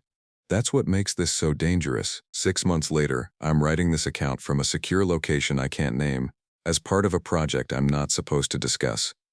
The task force Chen mentioned has grown into something much larger, involving agencies and organizations I'd never heard of before my encounter at Crystal Lake. The disappearances have continued. Yellowstone, Grand Teton Glacier, the Bob Marshall Wilderness, and a dozen other locations across the western United States. Always in remote areas, always experienced hikers who should have known better, always followed by reports of unusual predator activity and the discovery of that same symbol. We're learning more about them, slowly. The creatures Chen's team has designated as Species X, though I still think of them as the shepherds, appear to have a complex social structure and what can only be described as a territorial expansion strategy. They're not randomly attacking humans, they're systematically reclaiming wilderness areas they consider to be under threat from human encroachment, and they're winning. Public access to 17 wilderness areas has been restricted in the past year, always under cover stories about environmental concerns or budget constraints. The real reason is that we've essentially ceded those territories to Species X rather than risk the kind of wholesale slaughter that Morrison threatened. But the most disturbing discovery came just last week, when one of our research teams found evidence of cooperation between different groups. The shepherds aren't just individual packs protecting their own territories. They're part of a larger network, sharing information and coordinating their activities across hundreds of miles, which means this isn't a wildlife management problem. It's a diplomatic crisis with a species we're just beginning to understand, and the stakes are higher than anyone outside our small task force realizes. I still have nightmares about those glowing eyes in the firelight, about Morrison's pointed teeth and his casual description of the shepherd's expansion plans. But the worst part isn't the memory of what I saw. It's the knowledge that what I experienced at Crystal Lake was just the beginning. The shepherds have been patient for decades, content to pick off isolated hikers and maintain the illusion that they don't exist.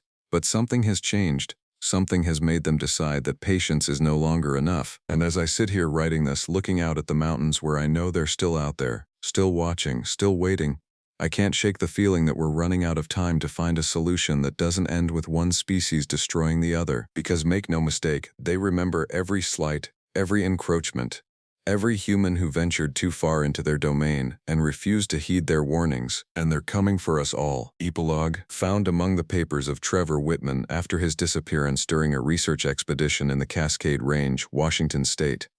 Mr. Whitman was last seen entering a restricted wilderness area as part of the federal task force investigating unexplained predator activity in national parks. No trace of him or his team has been found. This document has been classified under the National Security Act. Unauthorized distribution is a federal crime. Agent Sarah Chen, Federal Bureau of Investigation, Task Force Shepherd, classified.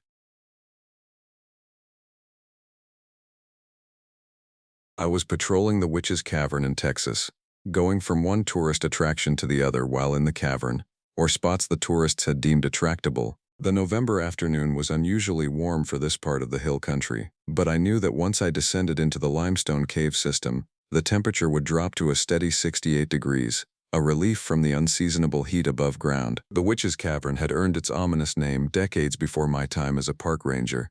Local folklore claimed that a woman named Agatha had lived as an outcast in these hills during the 1800s, practicing what the townsfolk called dark arts.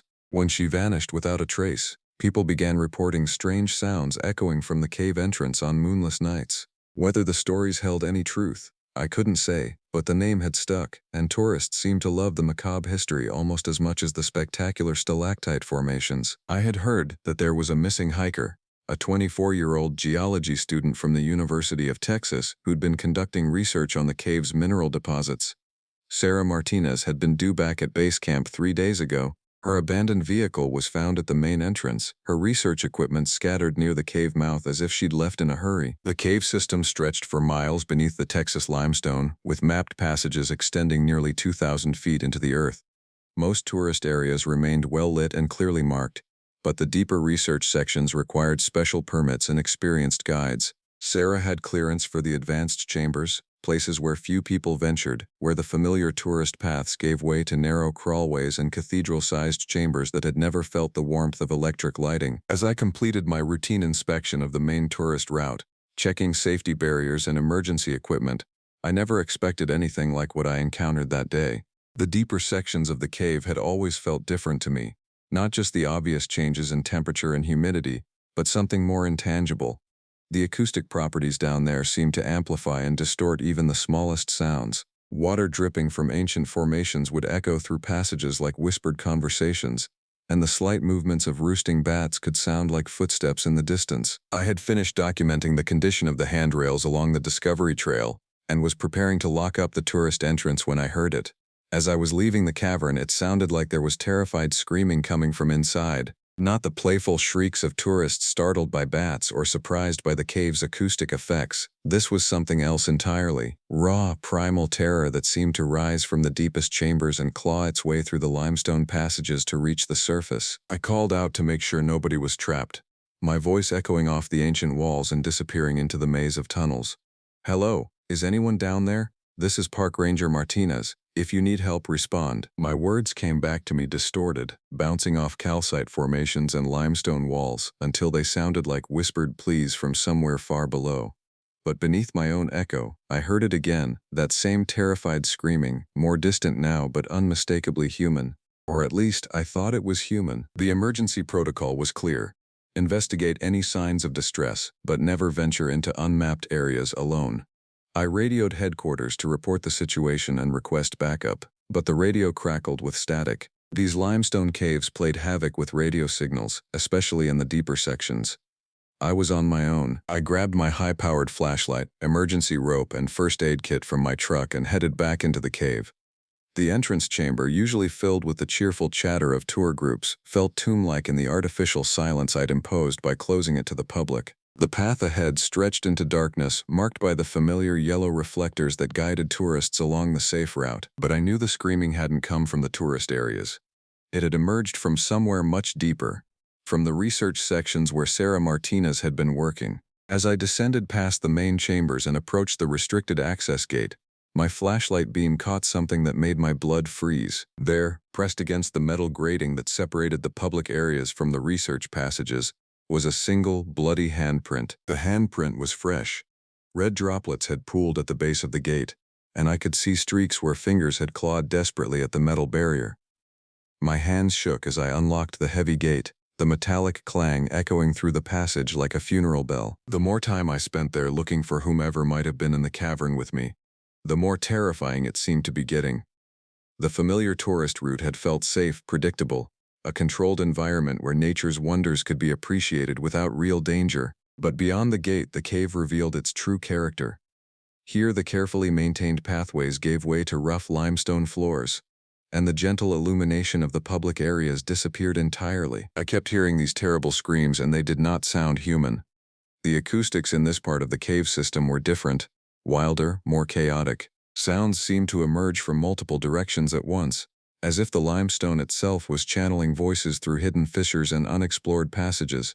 It sounded like something you'd hear out of a horror movie, but I knew this was real. The blood on my hands from where I'd touched the gate proved that much. My flashlight beam pierced the darkness ahead, revealing the narrow passage that led toward the research chambers. The walls here were different from the polished surfaces of the tourist areas, raw limestone marked with the scars of geological violence, formations that looked like frozen screams or grasping hands. Cave crickets scattered from my light, their pale bodies disappearing into crevices that seemed to exhale cold, stale air. I'm not gonna lie, I felt extremely reluctant to continue my search for the missing hiker. Every instinct screamed at me to retreat, to wait for backup, to follow protocol and avoid the very real dangers that underground cave systems presented. But ultimately, I knew what I had to do. I had to keep looking.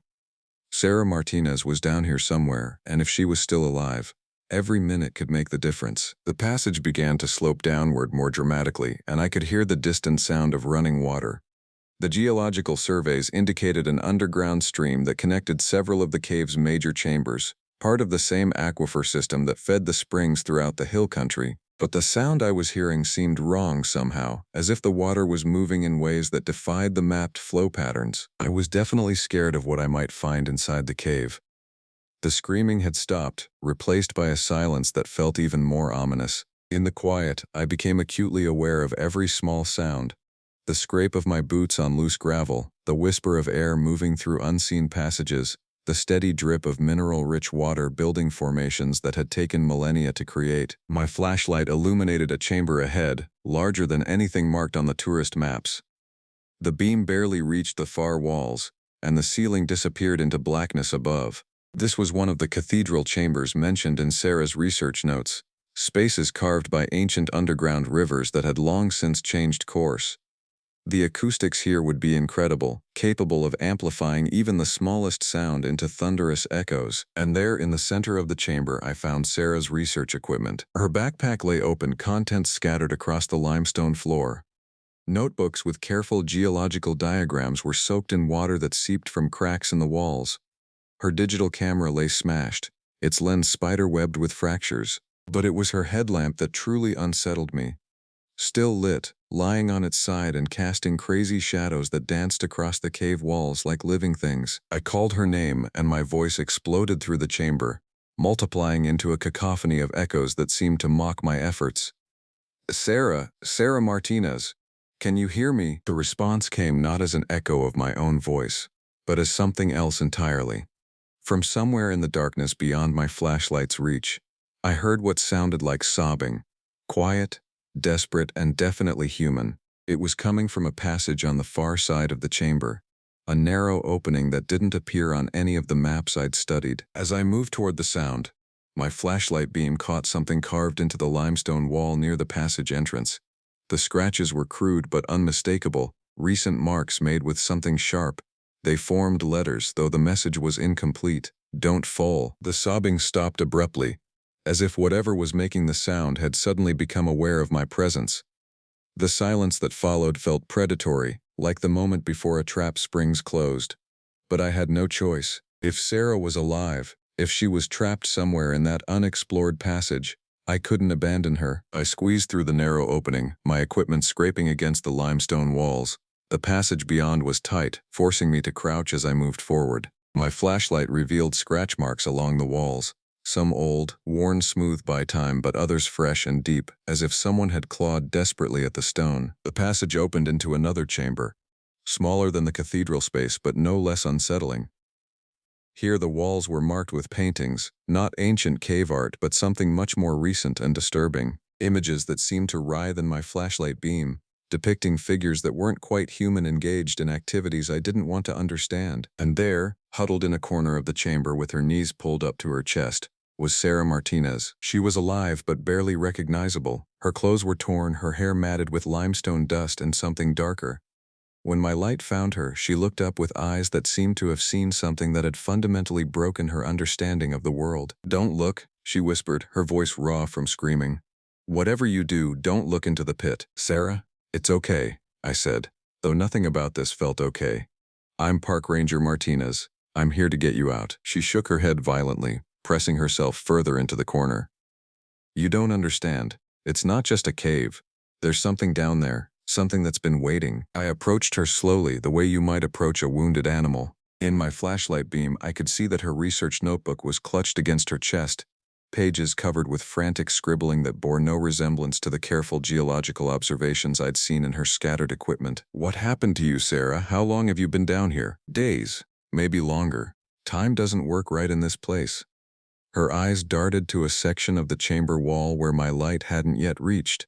I was following the underground stream, trying to map the water flow patterns. I found a chamber that isn't on any of the surveys, a natural shaft that goes down further than my equipment could measure. She opened her notebook and I saw pages filled with increasingly erratic sketches. What started as careful technical diagrams had devolved into disturbing images, spiraling passages that seemed to descend infinitely, formations that looked like twisted human forms, and symbols that hurt to look at directly. I dropped a weighted line down the shaft.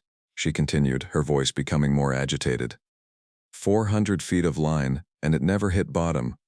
But something grabbed it.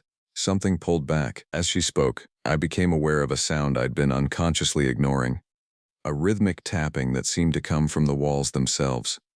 Not the random dripping of water, but something deliberate, almost like Morse code. The sound started after that, Sarah said. First it was just echoes of my own voice, but wrong, like someone was imitating me but didn't understand how human speech was supposed to work. Then the screaming began, not from me, from down there. The tapping grew louder, and I realized it was coming from multiple directions at once. The chamber had other passages leading away from it, most too narrow for easy human passage but large enough for something smaller to move through. We need to leave. Now. I reached for Sarah's arm, but she pulled away. You still don't understand. I tried to leave. I've been trying for days, but every passage I take leads back here. Every tunnel circles around to this chamber. This place doesn't want to let us go. Well, I never actually found the missing hiker in the sense that I rescued her. What I found was someone who had been fundamentally changed by whatever existed in the deepest parts of the cave system. As I helped Sarah to her feet, preparing to guide her out through the passages I'd mapped in my memory, I heard it again, that sound that had first drawn me into the depths. The screams, they never ceased. But now I understood they weren't coming from Sarah. They were coming from something much deeper, something that the geological surveys had never discovered, and the tourist maps had never acknowledged. Sarah grabbed my arm with surprising strength. Listen to me. There are things down here that have been here longer than the caves themselves. The limestone, the formations, they're not natural. They're shells, cocoons for something that was here before humans ever walked upright. The tapping had become a drumbeat now, echoing through passages I couldn't see. My flashlight began to flicker, though I'd checked the batteries before entering the cave. In the strobing light, the painted figures on the walls seemed to move, reaching toward us with clawed appendages. The water table changes, Sarah said urgently. Heavy rains, drought cycles, they affect the underground streams. Sometimes the water drops low enough to expose areas that have been flooded for decades. That's when they become active. I was beginning to understand the true horror of her situation. She hadn't just been trapped by cave-ins or lost passages. She'd discovered something that challenged every assumption about what existed beneath the Texas Hill Country. Show me, I said, though every instinct screamed against it. Show me what you found. Sarah led me to an area of the chamber where the floor sloped downward toward what appeared to be a natural pit. As we approached, my flashlight beam revealed that the opening was larger than I'd initially thought, easily 10 feet across with walls that disappeared into absolute darkness below. But it was the walls around the pit that truly disturbed me. They were covered in scratches, thousands of them, carved by what looked like claws or fingernails. The marks formed patterns that suggested desperate attempts to climb out, to escape from whatever lay in the depths. I lowered my light down there, Sarah whispered, tied it to my rope and sent it down as far as it would go. When I pulled it back up, there were bite marks in the metal casing. As if responding to her words, something moved in the darkness below. Not the slow, measured movement of cave-dwelling creatures, but something quick and deliberate. My flashlight beam caught a glimpse of pale flesh and too many joints bending in directions that violated basic anatomy. The screaming began again, but this time I could tell it was coming from the pit. Multiple voices, some human and some decidedly not, creating a chorus of agony that made my teeth ache and my vision blur. I grabbed Sarah's hand and pulled her away from the edge. We're leaving. Right now. But as we turned toward the passage that had brought us to this chamber, we found our path blocked. The narrow opening had been sealed with stones and mud as if something had worked frantically to trap us here. I told you, Sarah said, her voice carrying the exhausted tone of someone who had accepted an impossible situation. This place doesn't let you leave. The screaming from the pit reached a crescendo, and I realized that whatever was down there was climbing up. I'm still looking today, and it's been 20 years. 20 years since I somehow found a different passage out of that chamber, one that Sarah swore hadn't existed moments before. 20 years since I emerged from the Witch's Cavern with Sarah Martinez, both of us forever changed by what we'd experienced in the depths. 20 years since the cave was permanently sealed by order of the State Parks Department. The official report citing structural instabilities and unsafe geological conditions. The official story was that Sarah had suffered a psychotic break brought on by prolonged isolation and dehydration. The scratch marks we'd seen were explained away as natural limestone erosion. The pit was classified as an unmapped sinkhole, dangerous but not supernatural. The painted figures were dismissed as graffiti left by previous explorers who'd violated safety protocols. But I know what I saw. More importantly, I know what I heard. I never found out what was in the Witch's Cavern, not in any way that could be documented or explained to others.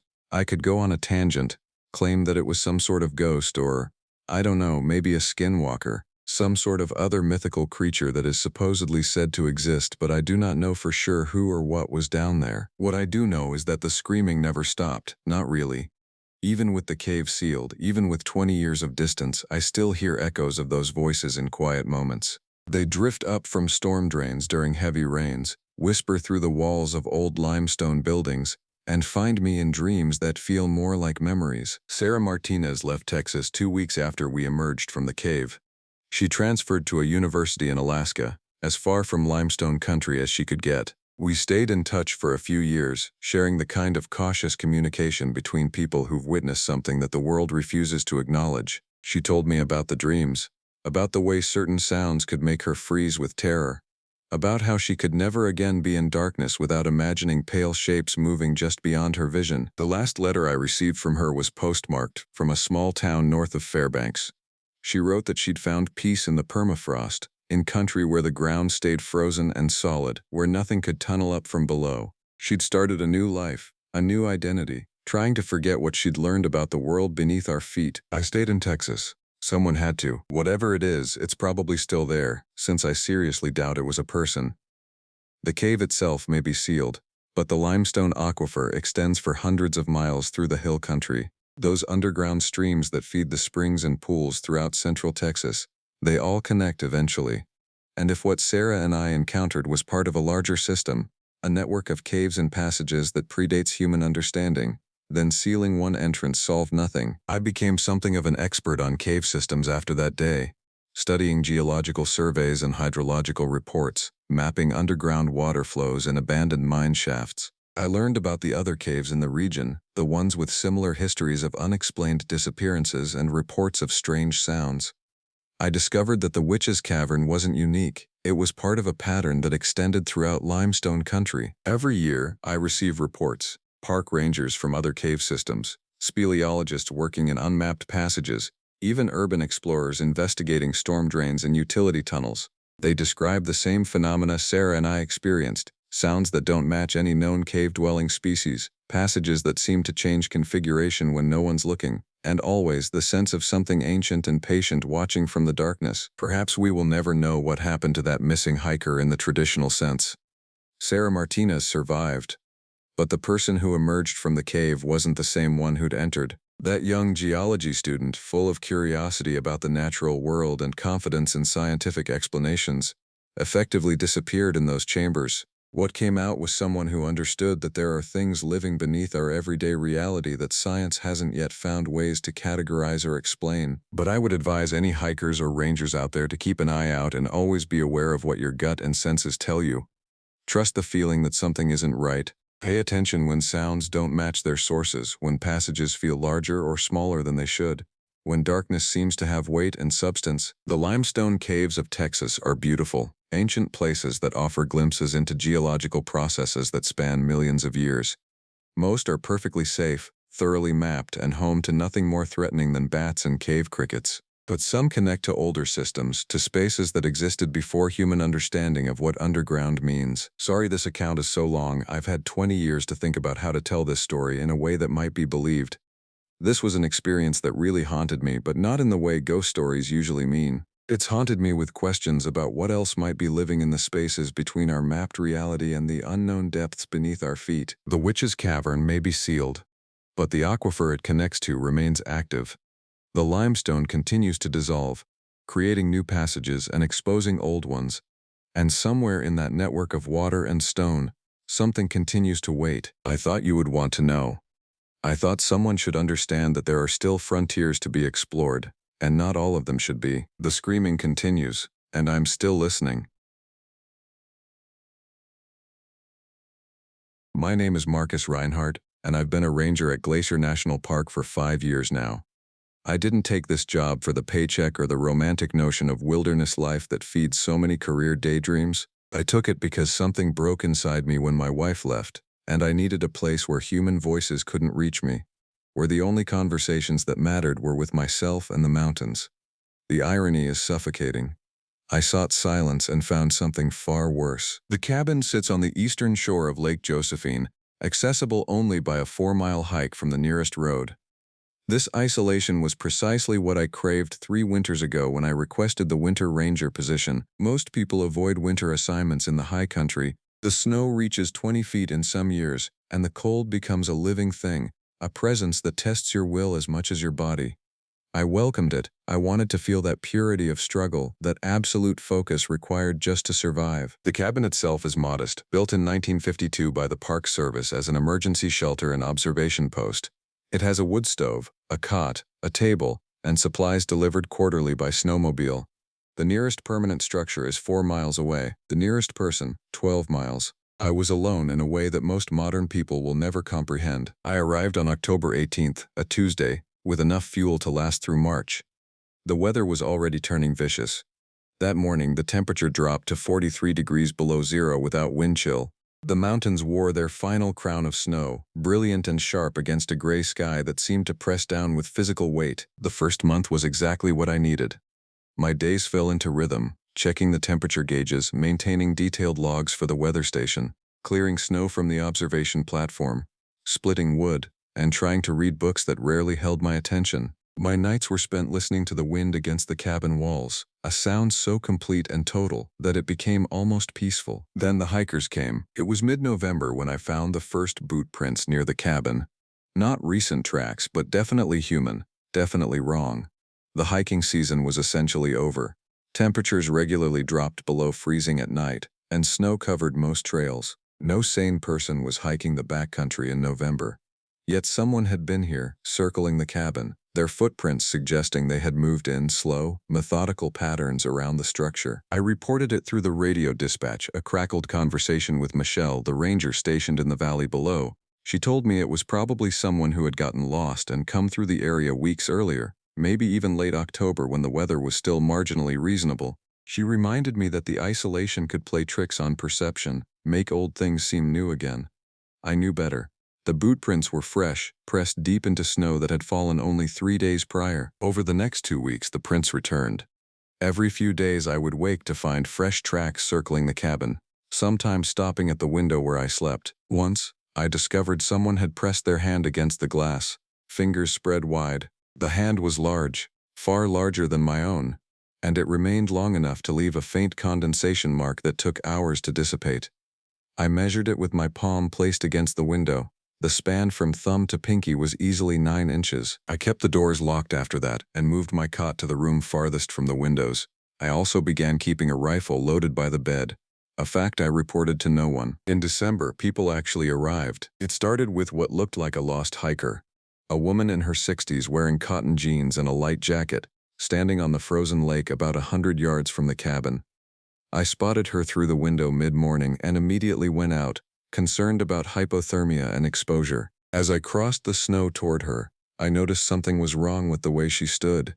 Her posture was too rigid, her head tilted at an angle that suggested her neck was broken. When I called out, she didn't respond. I got closer, my breath fogging in the brutal cold. The woman's face was blank, expressionless, and her eyes were fixed on a point somewhere behind me. I turned around. There was nothing there but the cabin and the endless white landscape beyond. I turned back, and she was gone. I searched the lake for 2 hours, radioing for assistance. No one had reported a missing person. The ranger service sent a team up the next day, but the snow had covered any trace. Michelle seemed skeptical when she arrived, suggesting that stress and isolation might be playing with my perceptions. I knew what I had seen. I knew the difference between imagination and reality. More visitors came after that, always appearing at the edge of the frozen lake. They were always people, A man in a ranger uniform from an era 50 years past, a child in a pink dress, an elderly couple holding hands and staring at nothing. They never ventured closer than 100 yards. They never responded when I called out. They simply appeared, sometimes remaining for hours, sometimes vanishing when I blinked. I stopped reporting them after the third sighting. Michelle's voice had begun to carry a note of careful patience, the tone people use when they're worried you're losing your mind. By January, I had accepted that something fundamental was wrong with this place. The cabin, which had felt like a sanctuary, began to feel like a trap. The lake, frozen solid beneath 3 feet of ice, began to feel less like a landscape feature and more like a lens through which something was watching. Then came the night that changed everything. I woke at precisely 3 a.m., my mind startled to consciousness by a sound I couldn't identify. For several minutes, I lay in the darkness listening. The wind had died completely. The usual creaks and groans of the cabin were absent. The silence was absolute and suffocating. Then I heard it. A knocking on the ice. It wasn't rapid or urgent. Knock, pause, knock, knock, long pause, knock, knock, knock. A rhythm that suggested intention, that suggested someone or something was attempting communication. I rose from my cot and moved to the window facing the lake. The moon was bright enough to cast clear shadows across the frozen surface. There was a hole in the ice directly across from the cabin, perhaps 50 yards out. The hole was roughly circular, its edges irregular, and water had welled up around it, freezing into jagged walls. Even as I watched, something beneath the surface moved, causing the water to slosh against those frozen lips. The knocking continued from inside the cabin. It was coming from the floorboards directly beneath the cot where I had been sleeping. I grabbed the rifle and backed away, my heart hammering. I turned on the lantern, flooding the small sleeping room with amber light. The wooden floor showed nothing unusual, but the knocking persisted, steady and patient. Knock, pause, knock, knock. I didn't sleep that night. I sat with the rifle across my knees, my eyes fixed on the floor, waiting for something to break through, for wood to splinter and reveal whatever lay beneath. Nothing happened. When dawn came, the knocking stopped. The hole in the ice was gone, sealed beneath new snow that covered the lake completely. I radioed Michelle at first light. "I need a rescue operation," I told her, forcing my voice to remain steady. "I need extraction from the cabin, today if possible." There was a long pause on the other end of the radio. "Marcus, is there an emergency situation at the cabin? Are you injured?" "No. But I can't stay here anymore. Something is wrong with this place. Something is seriously wrong." "What kind of wrong? Is there a structural problem? Wildlife?" I couldn't explain it. How could I describe the woman who wasn't there, the knocking from under the floorboards, the hole in the ice that vanished? Everything sounded insane. "Just come get me," I said finally. "I'm ready to be extracted." Another pause. Longer this time. "Marcus, the weather is turning bad. We have a storm system moving in. We can't get in until it clears. That's probably not until tomorrow at the earliest. Can you secure the cabin and wait?" I looked at the floorboards, the window facing the lake, the shadows gathering in the corners of the room. "I can wait," I heard myself say. But I knew, with a certainty that made my skin tighten, that waiting was exactly what whatever shared this place with me wanted me to do. I couldn't leave the cabin even if I wanted to. The storm arrived within hours, turning the world outside into a chaos of white. Visibility dropped to zero. The wind reached speeds that made the cabin walls groan and flex. I was trapped not by locked doors but by the simple physics of impossible weather. I spent that afternoon searching through the cabin's records, the logbooks that documented ranger observations dating back decades. Most entries were mundane, weather readings, animal sightings, maintenance notes. But as I read backwards through time, patterns began to emerge. In 1984, Ranger Robert Ashton had written 3 entries about nocturnal disturbances and unidentified visitors. The entries became increasingly frantic, his handwriting degrading from neat print to scattered scrawl. The final entry was dated February 14, 1984. "It is not simply one thing. It is many things wearing the shape of singular forms. They move beneath the ice. They borrow from the dead. I have seen the faces of my own future iterations standing at the lake's edge. I understand now why the tribe would not approach this valley. God forgive me. I will try to leave tomorrow." There was no entry after that. A note in the margin indicated that Ranger Ashton had been retrieved on February 16, suffering from severe hypothermia and psychological trauma. He had been institutionalized and died in a psychiatric facility in 1991. I kept reading. In 1956, Ranger Henry Michaels wrote extensively about the phenomenon. He theorized that the lake contained some form of natural contaminant affecting the mind, possibly a fungal spore or hallucinogenic gas rising from beneath the ice. He had documented 17 separate sightings of phantom hikers over the course of his winter assignment. His solution was simple: abandon the lake entirely and move the observation post to higher ground. A notation from his supervisor indicated that his recommendations were dismissed as the ravings of a frightened man. Michaels had lasted only 6 months before requesting transfer. In 1921, there was a brief reference to the cabin's unpleasant history and a note that the structure should be moved if circumstances permitted.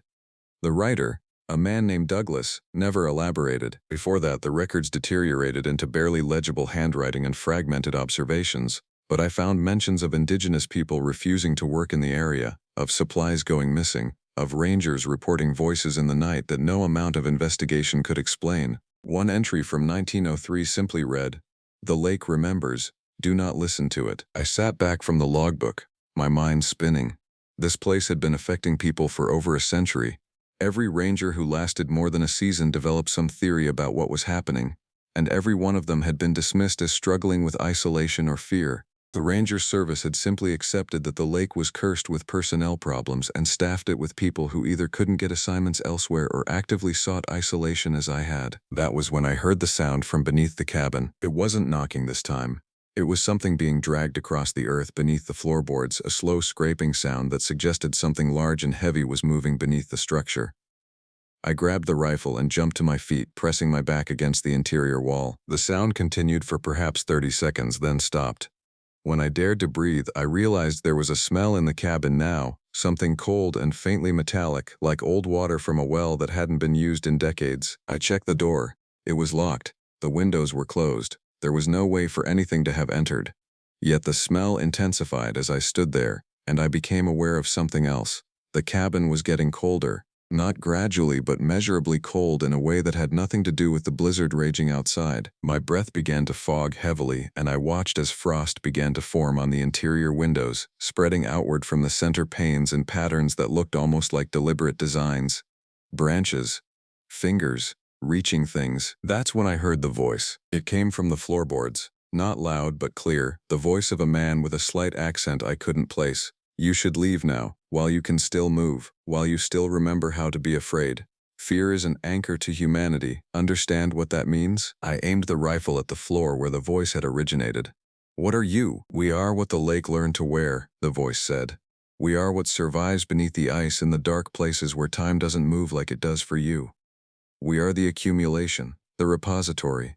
This valley holds things. We are what fills the space between holding and releasing." "The hikers I've seen," I said. "The people at the lake. We borrow those forms," the voice confirmed. "We watch from their eyes and remember what it felt like to breathe. Your kind teaches us so much about being. The fear especially. You are terrified of so many small things. It is beautiful." "Why? Why are you doing this?" There was a long silence. When the voice came again, it sounded almost sad. "Because the cabin was built above the deepest part of the lake. Because you chose to be alone. Because choosing to be alone means there is one less person to hear you scream, one less person to believe what happened. In 6 months, no one will even remember you were here." The ice on the windows was spreading faster now, covering the glass completely. The temperature dropped until each breath felt like inhaling needles. My fingers were going numb on the rifle. "You'll come tomorrow," the voice said. "When the rescue team arrives, you'll walk out onto the frozen lake. The ice will accept you. You will join the others beneath the surface, and the lake will learn what it means to be you. Your fear, your loneliness, your shattered sense of what reality means. These are treasures." I fired the rifle at the floor. The sound was deafening in the small cabin. The bullet punched through the wooden planks, leaving a jagged hole. The smell intensified, and I heard something like a shriek, not quite sound but perceived directly in my mind, a sensation of pain that wasn't my own. I fired again and again, destroying the floor, my hands shaking so badly I could barely aim. On the 4th shot, the rifle clicked empty. I had fired beyond my stored ammunition. The smell began to dissipate. The cold receded marginally. The frost on the windows stopped spreading, though it didn't melt. I huddled in the corner of the cabin, the empty rifle across my knees, and I waited for dawn. I had no plan beyond survival. I had no theory that could contain what was happening. I only knew that something beneath the lake had been learning about human consciousness for over a century, perfecting its art of isolation and terror on rangers who came seeking solitude. When the sun finally rose, weak and distant beyond the storm clouds, I could see the rescue snowmobile approaching across the frozen landscape. I should have felt relief. Instead, I felt only a terrible certainty that the worst was only just beginning. The rescue team consisted of 3 people: Michelle, another ranger named David, and a trained emergency response specialist named Kira. They looked shocked when they saw me standing in the cabin doorway. I had spent the early morning hours trying to clean myself up, but I knew I must have appeared completely unhinged, unshaven, eyes red-rimmed from lack of sleep, wearing layers of clothing despite the cabin being reasonably warm. "Marcus," Michelle said carefully, "are you all right?" I almost laughed. Was I all right? I had spent the night listening to something beneath the floorboards speak to me in a voice that came from beyond ordinary space. I had shot up the floor of a historical cabin. I had been promised that the frozen lake would consume me. "I'm ready to leave," I said. "Right now. I can be packed in 5 minutes." I could see Michelle and David exchange glances. Kira was studying me with the evaluating gaze of someone trained to assess whether a person posed a danger to themselves or others. "There's no emergency?" Kira asked. "No injury? Just get me off this mountain," I said. We loaded my belongings onto the snowmobile, and I took a position between David and the driver. As we pulled away from the cabin, I made the mistake of looking back. Standing on the frozen lake, just at the edge of visible distance, were the figures: the woman in the light jacket, the child in the pink dress, the ranger in the outdated uniform, and beside them, something else, a shape that wasn't quite human, tall and thin, moving with angles that didn't match any way a body should articulate. "Don't look back," I said to myself, but I couldn't help it. My head turned, and I watched as the figures raised their arms, not in greeting but in something that looked disturbingly like hunger. The snowmobile descended through the foothills toward the valley below. It should have taken an hour. It took 3. Every time we seemed to be moving away from the lake, the terrain would shift and we'd find ourselves facing it again. I'm not certain how much of this was real and how much was my mind, fractured by lack of sleep and overwhelming terror. David kept arguing with the GPS. Michelle kept insisting we were going in circles. "The storm's playing tricks with the equipment," she said, though I could hear doubt in her voice. Then we emerged from a stand of snow-laden trees and saw a cabin. Not our cabin, but one exactly like it, down to the pattern of weathered wood and the way the door hung on its hinges. "That's not on the map," David said, his voice tight. "It's a seasonal shelter," Michelle replied, but she sounded uncertain. "Let's get out of this area. The weather's clearing to the west." We proceeded in that direction, but the landscape was becoming increasingly wrong. The trees were changing, becoming denser, older. Some were massive, hundreds of years old, their trunks wider than the snowmobile. Snow that should have been uniform instead formed patterns, creating shapes that looked almost intentional, almost like signposts pointing in directions that didn't appear on any map. "Stop," I said suddenly. Michelle glanced back at me. "What?" "There," I pointed ahead. In a clearing perhaps a quarter-mile distant, someone was standing. From the distance, I couldn't make out details, but the posture was definitely human, and they appeared to be waving. "It's a lost hiker," Kira said, already checking her emergency pack. "No," I said. "No, keep going, don't stop." "Marcus, we can't just leave someone in distress," Michelle said, already moving to slow the snowmobile. I grabbed her shoulder with enough force that she jerked the handle, sending us into a slight skid. "That's not a person. Keep driving." "What are you talking about?" David demanded. I couldn't explain it, couldn't articulate the wrongness I sensed coming from that figure. It was something about the way it stood, the suggestion of a presence that was simultaneously human and profoundly alien, but I couldn't make them understand without sounding completely insane. Michelle disengaged my grip and brought the snowmobile to a stop. "We need to check. That's protocol." Before I could protest further, Kira was already moving, walking toward the figure with her equipment bag. Michelle followed, leaving me with David, who stayed with the snowmobile but seemed deeply uncomfortable. "What's really going on, Marcus?" he asked quietly. I couldn't answer him. I could only watch as Kira approached the figure, her posture gradually becoming less confident with each step. She stopped about 30 feet away. From our distance, I saw her mouth move, though I couldn't hear the words. The figure's head tilted in that same broken neck angle I had seen before. Kira turned back and jogged toward the snowmobile. When she reached us, her face was white. "There's nothing there," she said. "What do you mean nothing?" David asked. "I mean, I walked right through it. There's no person. There's nothing. It's like someone painted a hole in the world." Michelle came jogging back, looking deeply shaken. "We're leaving, now, getting back to base." We rode in complete silence after that. The landscape gradually became less strange. The massive trees thinned. The impossible patterns in the snow resolved into ordinary drifts. Within an hour, we had descended into the foothills where the world looked normal again, but I knew what we had all experienced. The lake extended far beyond its official boundaries. It could create corridors, false landscapes, places where the rules of ordinary reality didn't quite apply. At the ranger station, I submitted to a medical examination. I was dehydrated and sleep-deprived, but otherwise physically intact. The doctor wanted to run psychological evaluations, but Michelle intervened. She told them it was just a severe case of winter isolation, a well-documented phenomenon among rangers who spent extended time in the backcountry alone. I was given 2 weeks off and instructions to rest. I was also informed, gently but firmly, that my request for the winter position would not be renewed. I didn't return to the cabin during those 2 weeks. I couldn't face it. Instead, I did something that probably marks me as obsessive or unstable. I began researching the history of the area. I found references in old newspapers to missing hikers that had been attributed to various causes over the years. 4 people had vanished in the immediate area around Lake Josephine between 1920 and 1985, all during winter or early spring. The cases had gone cold, officially attributed to exposure or accidents. But I found something else. Accounts from local tribes that historically avoided the area entirely. In a university archive, I discovered a thesis written in 1962 by an anthropologist named Dr. Patricia Whitmore. She had interviewed members of the Blackfeet Nation and documented oral histories about the valley. The indigenous stories spoke of the lake as a place of danger and wrongness, a valley where something had been imprisoned or contained thousands of years ago. The lake itself was described as a place of borrowing, where things that should have been dead came back to walk in human forms. The recommendation had been clear: leave it alone, do not build structures around it, do not spend extended time within its reach. The Rangers Service had ignored this counsel entirely.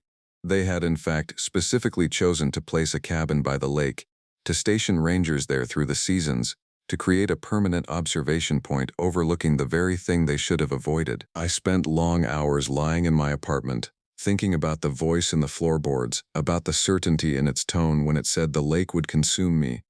I had been promised that if I left the cabin, I would be safe. That promise, I realized, was almost certainly a lie.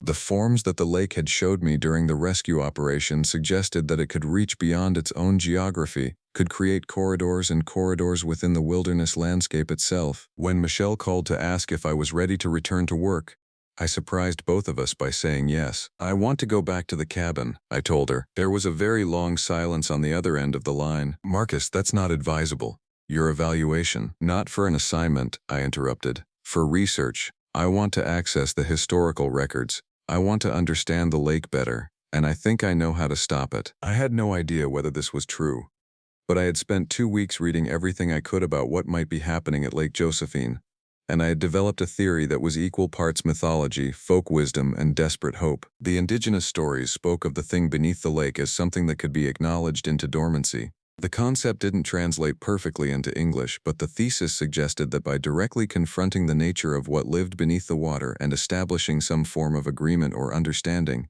you could cause it to retreat to a lower state of activity. It would remain conscious but would cease the active hunting behavior. I knew this was probably madness, but every alternative meant abandoning my job, my sense of purpose, my life in the mountains. And I wasn't willing to do that. Michelle arranged for me to go back to the cabin for a single week, accompanied by David. The plan was that I would conduct archival research and interviews with rangers who had worked the position in previous years. It was framed as part of a larger initiative to understand workplace mental health challenges in isolated positions. We approached the cabin on a clear March afternoon. The snow had begun to melt, revealing the dark earth beneath. The lake was still frozen, but the ice was beginning to show the first signs of thawing, darkening in patches where the warmer sun had begun its work. I had instructed David to wait at a distance while I entered the cabin. He wasn't happy about it, but I explained that I needed time to acclimate. that the isolation issues were worse when someone was in close proximity. He set up camp about a quarter-mile away, visible from the cabin windows but far enough to give me the solitude I had requested. That night, after David was settled in his tent, I did something I had been planning for weeks. I took a notebook, a knife, and the copy of the anthropological thesis, and I walked out onto the lake. The ice was solid enough to support my weight, though it creaked ominously with each step. The moon was nearly full, casting the landscape in shades of silver and black. I walked to the center of the frozen surface, to the deepest point according to the sonar readings I had found in the cabin records. Then I sat down, my legs crossed, my notebook open on my knees, and I began to write. I wrote everything I had learned about the place. I wrote about the rangers who had come before me and the terror they had experienced. I wrote about the tribal stories and the warnings that had been ignored. I wrote about the way the lake wore human forms and fed on human consciousness. I wrote about every detail I could remember from the voice in the floorboards, the descriptions of what lived beneath the surface, and most importantly, I wrote an acknowledgement. I acknowledged the presence beneath the lake. I acknowledged its age and its strangeness.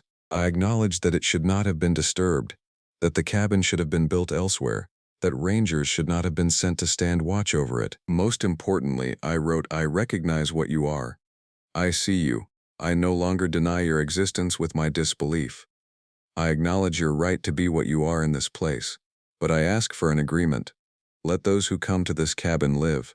Allow the lake to be observed without consuming the observers. In exchange, I will ensure this place is protected, that the tribal warnings are respected, that your sanctuary is maintained. I tore the pages from my notebook and held them up to the moonlight so I could see them clearly. I had no idea whether any of this was real, whether I was conducting a genuine spiritual negotiation, or simply having a nervous breakdown on a frozen lake in the middle of the night. Then I heard it. A sound from beneath the ice. Not the knocking this time, but something larger, something that suggested immense movement in the darkness below. The ice beneath me vibrated, and I felt, with sudden terrifying clarity, the presence of something vast and ancient becoming aware of me. The voice came next, but different from before. It was deeper, and it didn't use human language so much as it placed meaning directly into my consciousness. You begin to understand. You come alone. You acknowledge the barrier between your understanding and ours. This is the first step toward coexistence. Can we make an agreement? I asked aloud, my voice small and fragile against the cold. Agreements require mutual comprehension, the presence said. You believe the lake is evil, that it hunts and consumes. You are wrong. The lake preserves. It saves consciousness from the entropy of time. It holds forms in a state of perpetual observation. This is mercy by our measure. But we understand that your kind experience mercy as torment. This is the disconnect we must address. Then what do you want? I asked.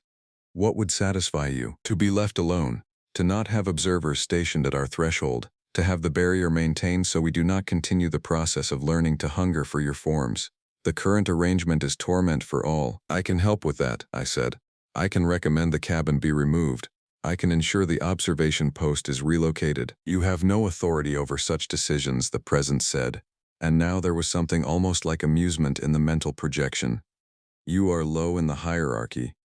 You are expendable. But you have begun to understand, which is rare. Most rangers simply break and are discarded. You have chosen to comprehend instead of merely fear. This makes you valuable as an intermediary. If you will serve this function, we will enforce the terms you have written. What does that mean? I asked. Serve what function? Ensure that no ranger remains in the cabin for more than a single season. Ensure that the isolation is never quite comfortable, that the strangeness is never quite explainable, that each successor is driven to request transfer. The ranger service respects tradition but responds to pattern. If the position is consistently staffed by people requesting immediate removal, eventually they will abandon it. This is your role, to be the beginning of a pattern that leads to the cabin's abandonment. I sat in silence for a long time, considering. The entity was asking me to essentially sabotage the ranger program through psychological manipulation of my successors. It was asking me to be its agent, but the alternative was to leave things as they were. A century of ranger suffering. A place where human consciousness was harvested and preserved in states of perpetual terror. I agree, I said. The ice beneath me cracked loudly, and I felt the presence withdraw, retreating into the depths. Satisfied, or at least convinced of my sincerity, I walked back to the cabin in a daze. When I reached the door, I paused and looked out at the lake one more time. In the moonlight, I could see figures standing on the ice, the phantom hikers that had haunted this place for generations. But they weren't moving anymore. They were still, at rest. As if they had been granted, finally, the mercy of cessation. I kept the agreement. Over the next 4 years, I served as the intermediary between the Rangers and the thing beneath Lake Josephine. I would recommend candidates for the winter position, and when they arrived, I would ensure they experienced the cabin in all its wrongness. I didn't create the phenomena deliberately. I simply opened windows into it, made suggestions, positioned them in ways that guaranteed their exposure to the lake's subtle strangeness. Rangers came and left. They averaged, without exception, less than 6 months in the position. Each reported similar experiences: the phantom hikers, the strange sounds, the sense of being watched by something that didn't quite exist. The Rangers service, despite their initial attempts at psychology-based explanations, eventually resigned themselves to accepting that the winter position at Lake Josephine was simply a difficult assignment for certain types of people. By my 5th year, they stopped trying to maintain the cabin as a primary observation post. By my 7th year, they officially closed it. The lake was monitored by remote sensors now, the cabin left to the weather and time. I transferred to a position in the valley below, where I could maintain my job with the Park Service while living something approximating a normal life. The isolation I had originally sought no longer appealed to me. I had been in the presence of something so profoundly alien that human solitude seemed almost precious in its simplicity. The last time I visited Lake Josephine was in late September, near the end of my 10th year with the Rangers service. The cabin was in ruins, roof partially collapsed, windows broken. I stood outside and looked out at the frozen water, and I could sense the presence beneath it, aware but dormant, the lake returning to its natural state of quiet observation. I kept my agreement. I served as intermediary. No Rangers were ever exposed to the full weight of the lake's existence again. They experienced enough strangeness to request transfer, which was all that was required. But I understand now that I made a bargain with something that operates outside the moral frameworks of human society. I became complicit in the systematic terror of people who came to that job seeking refuge just as I had. I became an instrument of something ancient and vast and utterly indifferent to human suffering. Whether I did the right thing, I can no longer determine. The cabin is gone, the lake is left alone. The phantom hikers have ceased their restless walking. Is this peace, or is it simply a different form of torment, a hunger deferred but never satisfied? I live with these questions in the valley below, in a small house with a fireplace and neighbors who never ask why I avoid the mountains, why my eyes sometimes track movements in empty space, why I sleep with the lights on even though I claim there is nothing to be afraid of. Sometimes, on cold winter nights, I hear that voice in my mind, the one that emerges from beneath surfaces, and it asks me if the arrangement is still satisfactory. I always answer yes, but the truth is more complicated. I made an agreement with the lake, and agreements, I have learned, are never as simple as we hope they will be when we make them. The Rangers who came after me never knew what they were part of. They never knew that someone had negotiated their terror, had made a transaction that used their fear as currency. They simply experienced the strangeness and left, which was precisely what was intended. I kept my agreement, and the lake kept its side of the bargain. The question that haunts me, the one I cannot answer, is whether the thing beneath the ice actually honors agreements or simply waits, patient and eternal, for the moment when the barrier between its world and ours grows thin enough to cross. The lake is still there, frozen under the weight of winter, thawing each spring, watching always. And I am here, in my small house, listening to the sounds of ordinary weather against ordinary walls, knowing that silence is never as absolute as we pretend it is. There are places that should not be observed. There are things that should not be disturbed. There are agreements made in darkness that bind us long after we have forgotten why they seemed necessary. The thing beneath the ice knows this. I am only now beginning to fully understand. The job posting was 3 words long: glacier, remote. 6 months. I was 34 years old when I saw it, sitting in a coffee shop in Missoula, scrolling through the National Park Service database on my phone. Most ranger positions have a paragraph of bureaucratic fluff attached to them, bullet points about visitor education and trail maintenance. This one didn't. Whoever wrote it seemed to have deliberately stripped it down to essentials, as if they were trying not to oversell the position. That's what made me click on the full description. The cabin was at Lone Pine Lake, one of the highest elevation backcountry stations in the park. The role was maintenance and monitoring. a position that required living there for the full 6 months during the summer season. Isolated from the main ranger stations, minimal contact with other staff except for monthly supply runs. I read it 3 times before applying. I'm not running from anything, though people always assume rangers are. I had a decent life before this. I worked in information technology in Colorado, made good money, had an apartment with furniture that matched. But something had started to feel thin about it all. I'd wake up on Sunday mornings and realize I had no real memory of the previous week. The office felt like a holding cell disguised as climate-controlled comfort. I had colleagues but no real friends. I went to parties but felt invisible, even when people were talking directly to me. My father had been a ranger for 30 years. He died when I was 26, a heart attack while he was checking on a trail near the Tetons. He'd been doing what he loved. I'd always associated ranger work with him, which is probably why I'd avoided it for so long. When you lose someone, their career path becomes a complicated thing. You can't separate the job from the grief. But at 34, enough years had passed. I could think about him without my chest tightening. More importantly, I could think about the work itself without feeling like I was haunting his ghost. I got the job 2 weeks after applying. The director who called me was named Gregory. His voice was careful, measured. He asked standard questions about my wilderness experience, my physical condition, my ability to handle isolation. I answered honestly, and he seemed satisfied. When I asked about the specific nature of the work, he hesitated before responding. It's observation work primarily, he said. We monitor wildlife patterns, check the integrity of the structures up there, maintain the equipment. The cabin has been in place for 15 years. It's solid. Why so isolated? I asked. Couldn't someone do rounds from one of the lower stations? Another pause.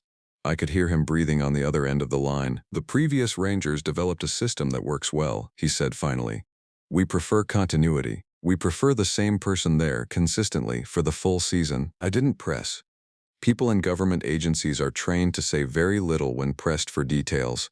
I'd learn what I needed to learn once I arrived. 3 weeks later, I was driving north through Montana, my truck loaded with everything I'd been told to bring. The list had been specific: cold weather gear, first aid equipment, water purification tablets, canned food, batteries, a satellite phone, solar panels, a flare gun, bear spray. The bear spray was standard. The flare gun made me wonder what exactly they were worried about. The road to Lone Pine Lake climbs through some of the most beautiful landscape in North America. Glacier National Park sits on the spine of the Northern Rockies, where the mountains still look raw and young, like the Earth's geology is exposed and working. The road narrows as you climb. Trees thin out. The sky opens up. I reached the cabin on a Tuesday in early June. The weather was perfect that day, almost suspiciously so. The kind of day that makes you forget what mountains are really like when they turn their attention toward you. The cabin was smaller than I expected. Built from log, weathered gray, with a stone chimney and a deck facing west toward the lake. The lake itself was the color of deep blue glass, reflecting the peaks above it. No ripples, no wind. The water looked perfectly still, like it was holding its breath. I spent that first day moving supplies inside, getting the solar panels positioned correctly, testing the satellite phone.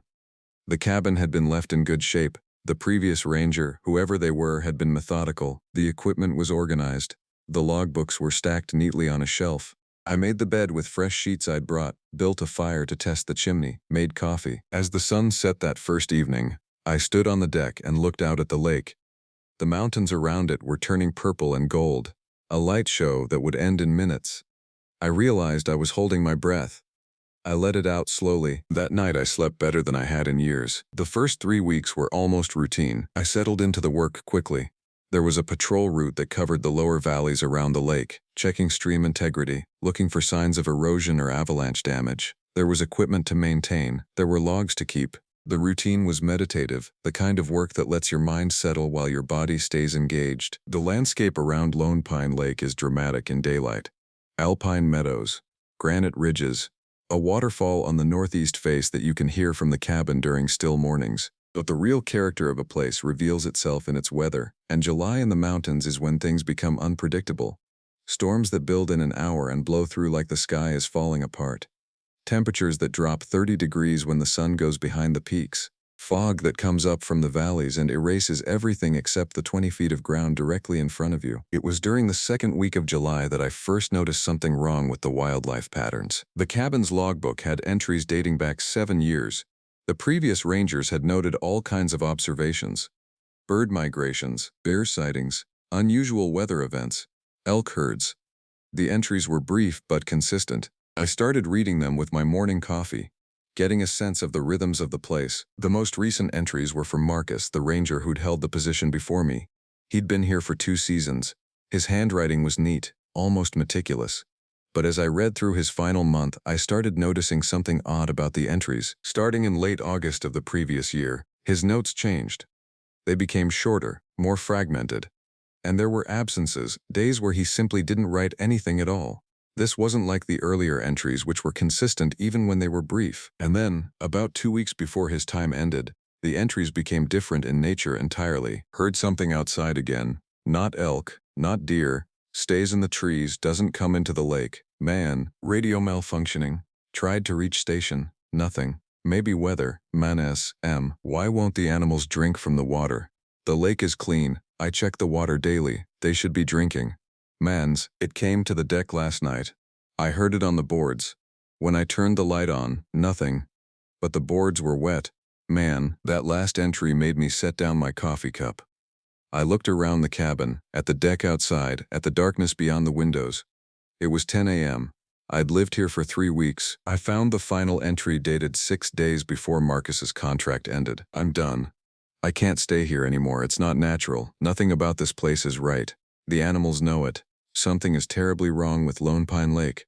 I won't come back. I won't. Men. I closed the logbook. For the next hour, I tried to convince myself that Marcus had been unstable, that isolation had gotten to him, that people in the backcountry sometimes develop paranoid thoughts, that the silence and solitude can play tricks on the mind. I'd read about it. It was a real phenomenon. But I'd also read his earlier entries, the ones from his first season.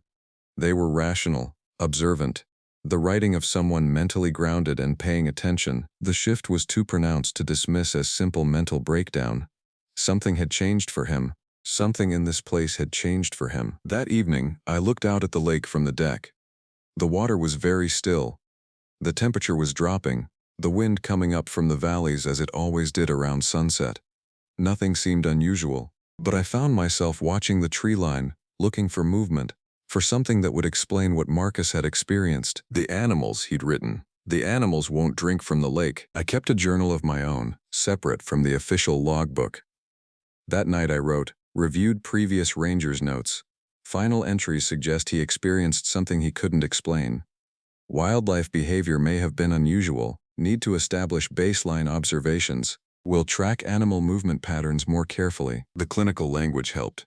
It made me feel like I was conducting research rather than investigating fear, but the fear was already there. It had arrived with Marcus's words. Over the next week, I began consciously observing the wildlife around the lake.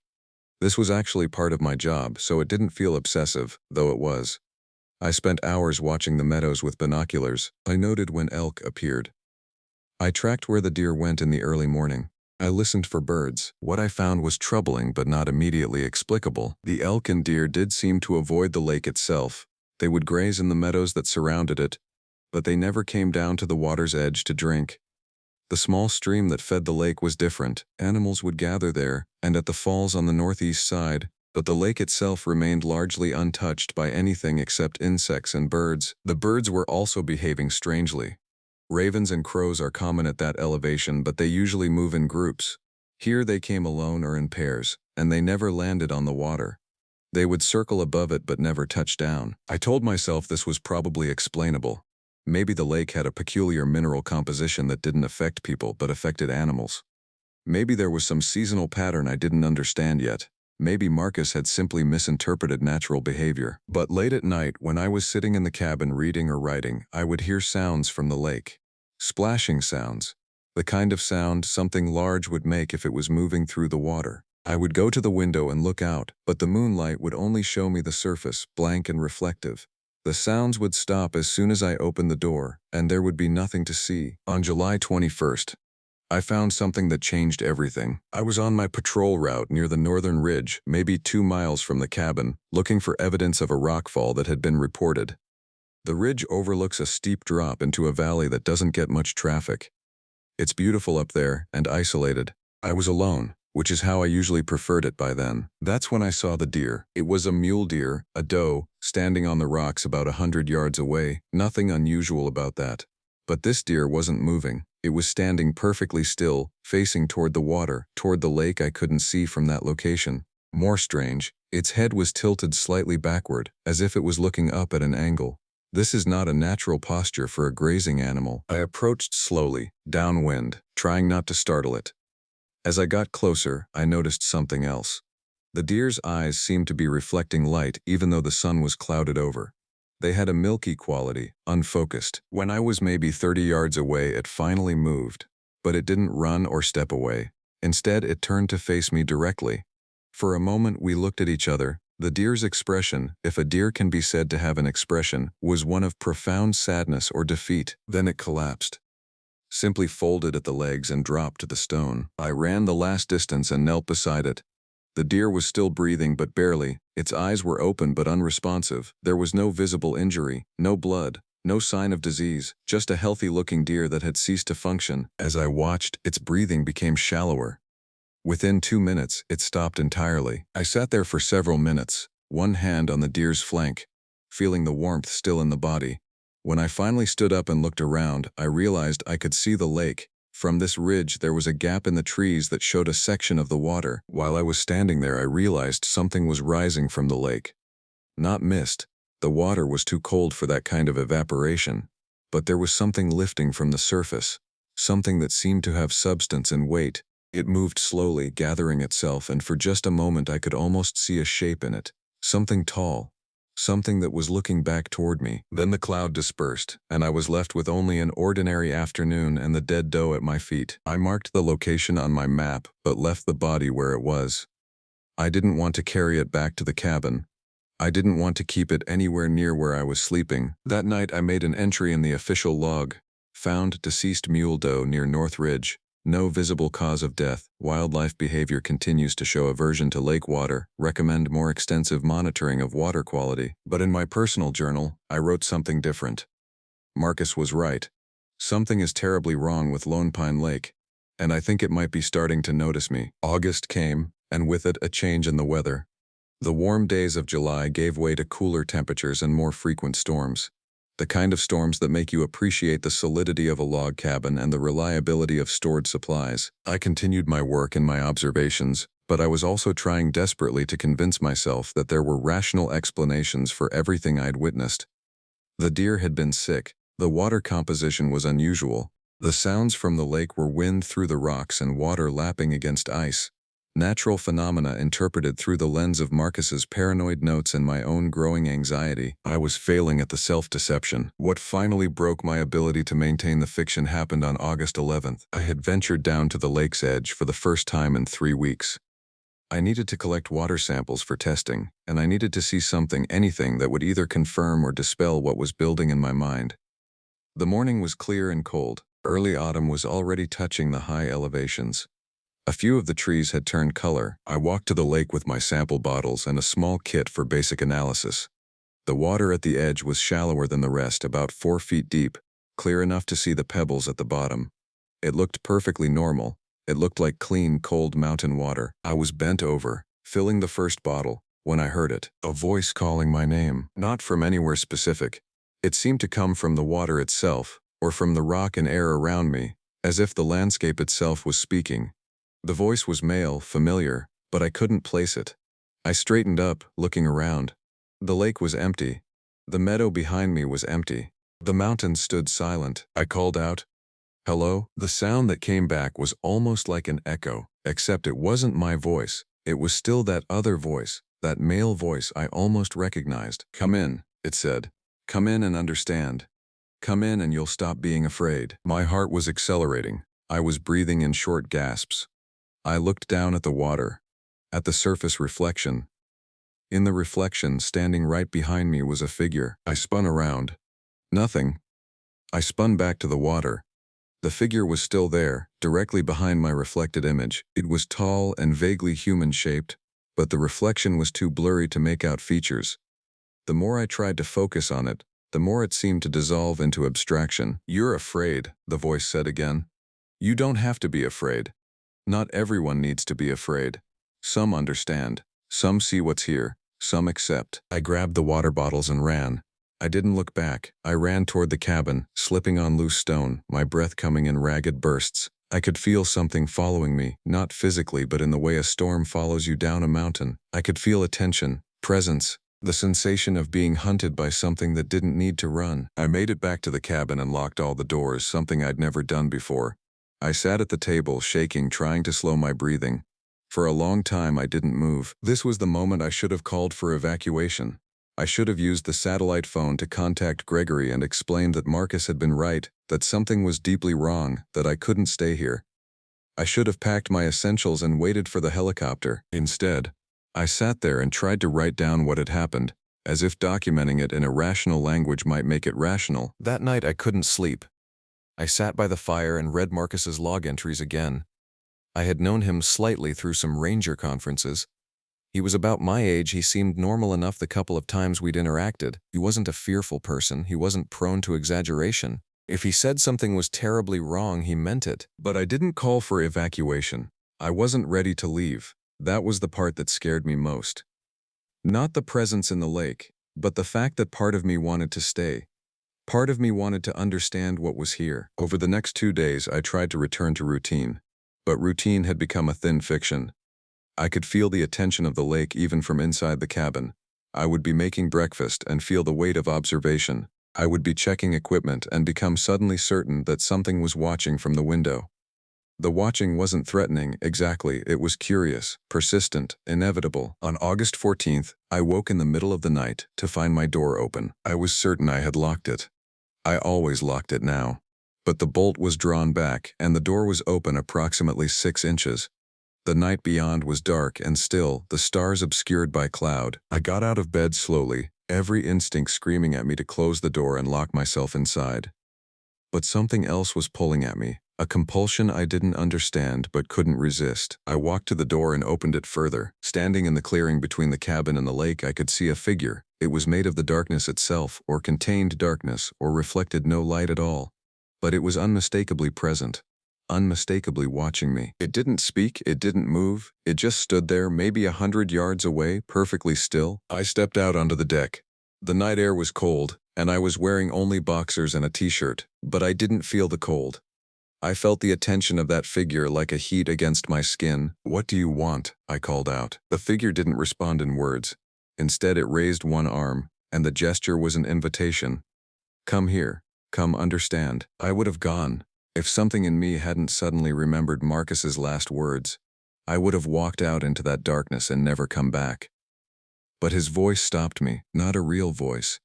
Just a memory, just the echo of someone who had come before me and understood what was happening. I turned and went back inside, and this time, when I closed the door, I did something I hadn't done since the first night. I locked every window. I pushed furniture against the doors. I made the cabin into a fortress of my own making. That night, I heard sounds. Footsteps on the deck, hands on the windows testing the locks, breathing that wasn't mine. And underneath it all, a voice, patient and eternal, saying, "You can't stay away from me forever. You'll have to come to the lake eventually. You'll have to drink. You'll have to understand." By dawn, I was ready to call for help. I had the satellite phone in my hand at 6 a.m. My finger was hovering over Gregory's number. The cabin was full of gray light. I looked like something from a haunted house. I hadn't shaved in days. My eyes had dark circles. I'd lost weight, barely eating, mostly living on coffee and fear. All I had to do was press the button and speak. One message was all it would take. But Gregory knew. Somehow, I was certain he knew. He had known when he called me about the job. He had known when the position had been left open for months because no ranger could stay here. The isolation, the observation, the recruitment of someone willing to serve alone. It was all part of something he understood and had accepted. The NPS doesn't bring in a ranger for a remote location without a very good reason. This wasn't just maintenance work, this was observation work, as Gregory had said. Observation of the lake, of the thing in the lake, an observation by the thing of whoever was in the cabin. Marcus had broken after 2 seasons. He couldn't take it anymore. He had documented his experiences and then fled, probably hoping that his successor would understand and respect the pattern he'd established. Don't drink the water. Don't go to the lake's edge alone. Don't accept the invitation. But why had the NPS kept the position open? Why did they keep sending rangers? What was the purpose of maintaining this post if not to study whatever was here, unless the purpose was something else entirely, unless the purpose was to feed it? The thought crystallized in my mind with a kind of horrible clarity. Every ranger who came here had a choice. Stay isolated until you break, or accept what was here and become something different. Marcus had chosen to break, to flee, to deny. That had been his choice. What was mine? I put down the phone. Instead, I opened the logbook and wrote a detailed account of everything I'd experienced. Marcus's entries, the deer, the voice at the lake, the figure in the darkness, the invitations. I wrote it all down in clinical language, using the vocabulary of observation and behavioral analysis, because that was the only way to make it real, to make it something that could be documented and studied. When I finished, I left the logbook on the table where the next ranger would find it.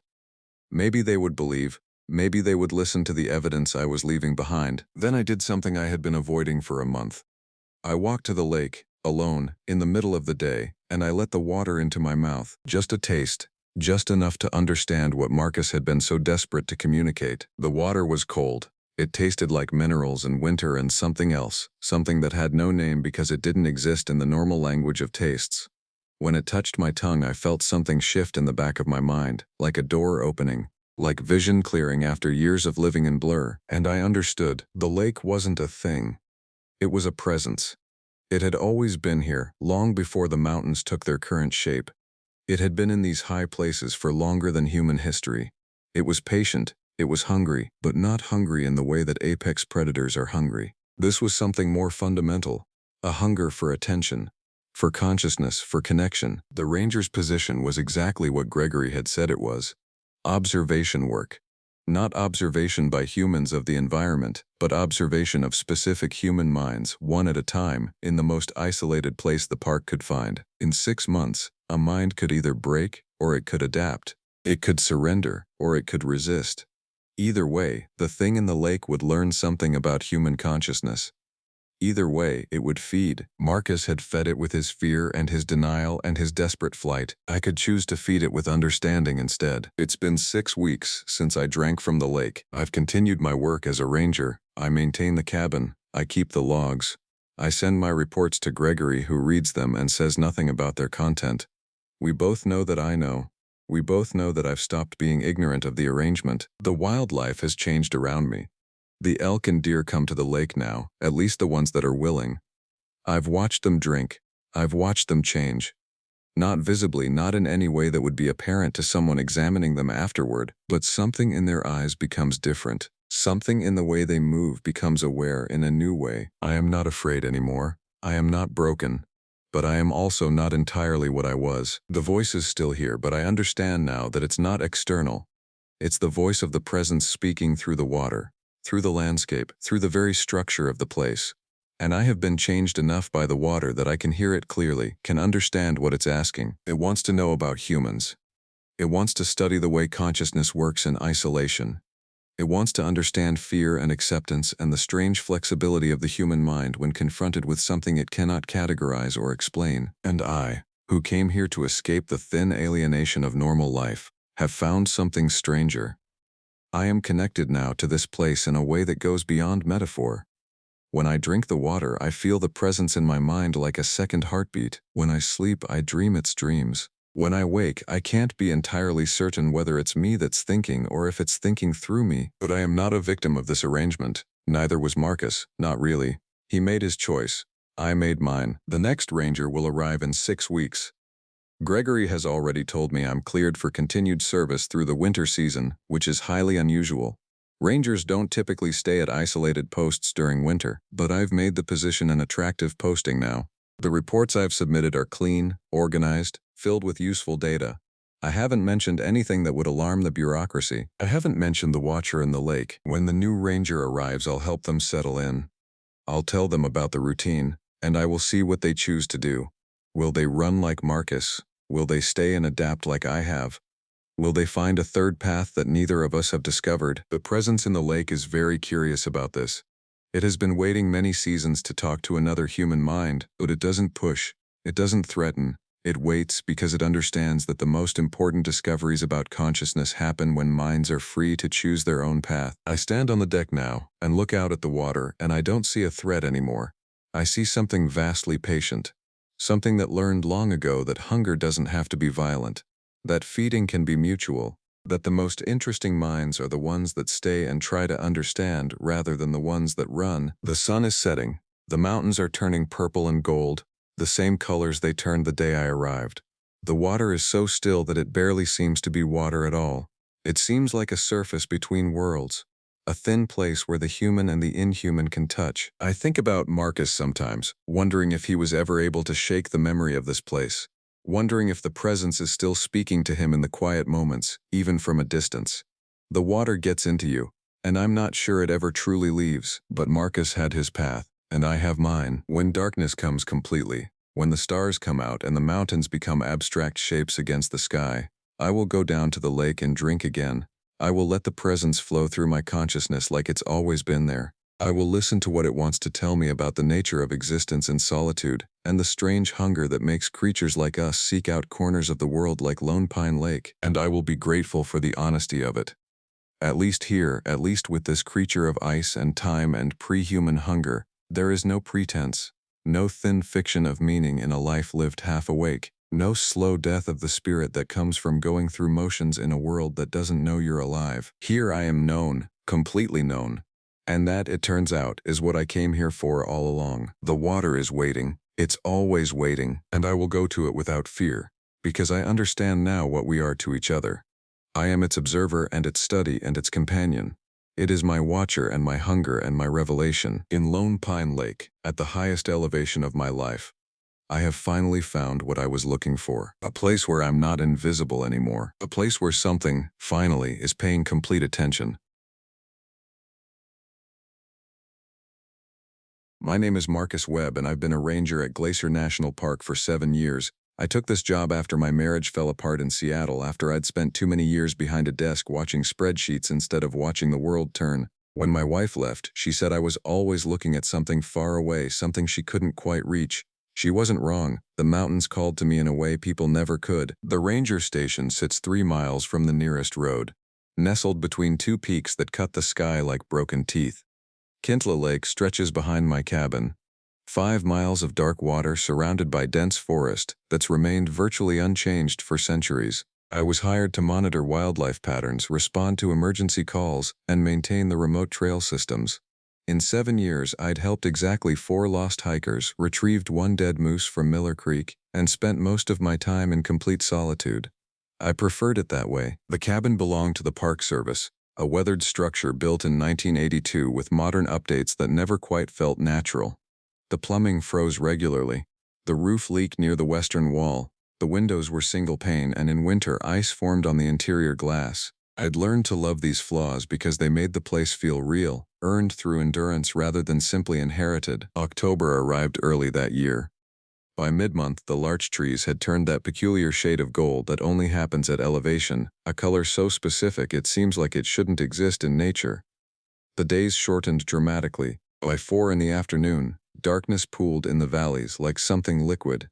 That's when I first heard the sound. I was restocking supplies in the cabin's cellar, moving boxes of canned goods from the yearly delivery when I heard it through the concrete walls. A sound like wind, but too structured, too rhythmic. It came from the direction of the lake, carried across the water on the October cold. I climbed the stairs and stood on the front porch, listening. The sound stopped. The silence that followed felt heavier than the noise had been, a positive thing rather than an absence. I told myself it was wind moving through the larches, the way sound carries across water, the acoustic tricks mountains play. I'd learned long ago that solitude makes sounds seem stranger than they are. After 7 years, I'd experienced every possible noise the forest could produce. This was nothing new, but something in my body disagreed. My heart had accelerated. The skin on my forearms had tightened. I stood there for 30 minutes watching the lake, and the sound didn't return. That night I couldn't sleep. I lay in bed listening to the cabin settle, listening to wind move through the eaves, waiting for the sound again. It never came. Around 3 in the morning, I gave up and made coffee, sitting at the kitchen table with the Estes Park Ranger report on my laptop, entering the mundane details of my day. Water samples taken, bear scat identified as 6-month-old, trail maintenance on the northern loop noted, routine, security, proof that the world operated on understandable principles. By morning, I'd almost convinced myself I'd imagined it. The following week proved uneventful. I ran the perimeter trails, noting fresh elk tracks and a section of fencing damaged by what looked like a large animal, too wide for a mountain lion, too deep to be anything common. I photographed it for the monthly report. The weather turned colder, and the first snow arrived on October 23rd, a thin layer that melted by afternoon but announced that serious winter was approaching. That night, I heard it again. This time the sound was closer, distinct enough that I could perceive its structure. It started as a whistle, high-pitched and almost musical, then descended into something that might have been words spoken backwards, the syllables reversed into nonsense. It lasted perhaps 20 seconds. I moved to the window and scanned the tree line with my flashlight, but the beam seemed to be absorbed by the darkness rather than illuminate it. The shadows under the pines didn't retreat. The sound came from near the northern shore of the lake, perhaps a mile away. A loon maybe, I thought, though loons don't sound like that. An elk bugle distorted by distance and cold air, perhaps. I tried these explanations on myself with the same skepticism I'd bring to someone else offering them. I didn't sleep that night either. By the following morning, I'd made a decision. I would hike out, drive into the nearest town, Mission, about 40 minutes away, and have a normal conversation with normal people. I'd eat food someone else had cooked. I'd sit in a coffee shop and read the newspaper. I'd re-establish my connection to the inhabited world. I'd scheduled the trip anyway, my weekly resupply run, and I'd almost forgotten about it until I was packing the vehicle. The drive down the mountain, through the switchbacks and past Kintla Lake's wider southern section helped. Distance made the sounds seem like what they probably were: wildlife, weather, the random noise of an environment I didn't fully understand despite 7 years of residence. By the time I reached Mission and parked outside the grocery store, I felt almost normal. I was in the checkout line when Robert, the manager, asked me how things were up at the station. "Quiet," I said. "Same as always." He nodded. He was used to my brevity. "You heard about the Millbrook kid?" I hadn't. Robert proceeded to tell me about a college student, 19 years old, who'd gone hiking alone on trails about 30 miles north of my station, near the Canadian border region. He hadn't returned. A search and rescue team had been looking for 3 days. They'd found his backpack near a stream, but no sign of the boy himself. "What do you think happened?" I asked. Robert shrugged. "Bear encounter, probably. Fell in the water. These kids don't know what they're doing out there, no respect for the wilderness." He said this last part with the certainty of someone who'd never spent a night more than 5 miles from electric lights. But the news unsettled me. Missing hikers weren't uncommon, but 3 days with no sign of a body in that terrain suggested either remarkable luck or something less ordinary. I bought the supplies I needed and drove back up the mountain. The sun was setting as I climbed, and the light hit the western peaks in that specific way that makes everything look temporary, as if the world might dissolve entirely when darkness arrived. I was thinking about the missing boy when I saw movement on the ridgeline above my cabin. I slowed the truck. The movement had been large, too large for a deer or mountain lion. Something bipedal, I thought, though that seemed impossible. The shape moved between the larches, and then it was gone, absorbed into the geometry of trees and stone. A bear standing on its hind legs, I told myself. Or a moose, or a trick of light and my own fatigue. I didn't let myself consider other possibilities. That night, after unpacking supplies and securing the cabin, I pulled the Glacier Park Ranger channel on my radio.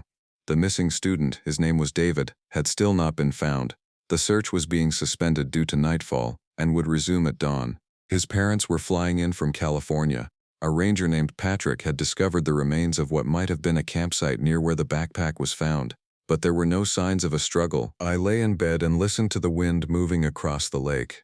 I thought about David, somewhere in that darkness, either dead or lost beyond any hope of finding.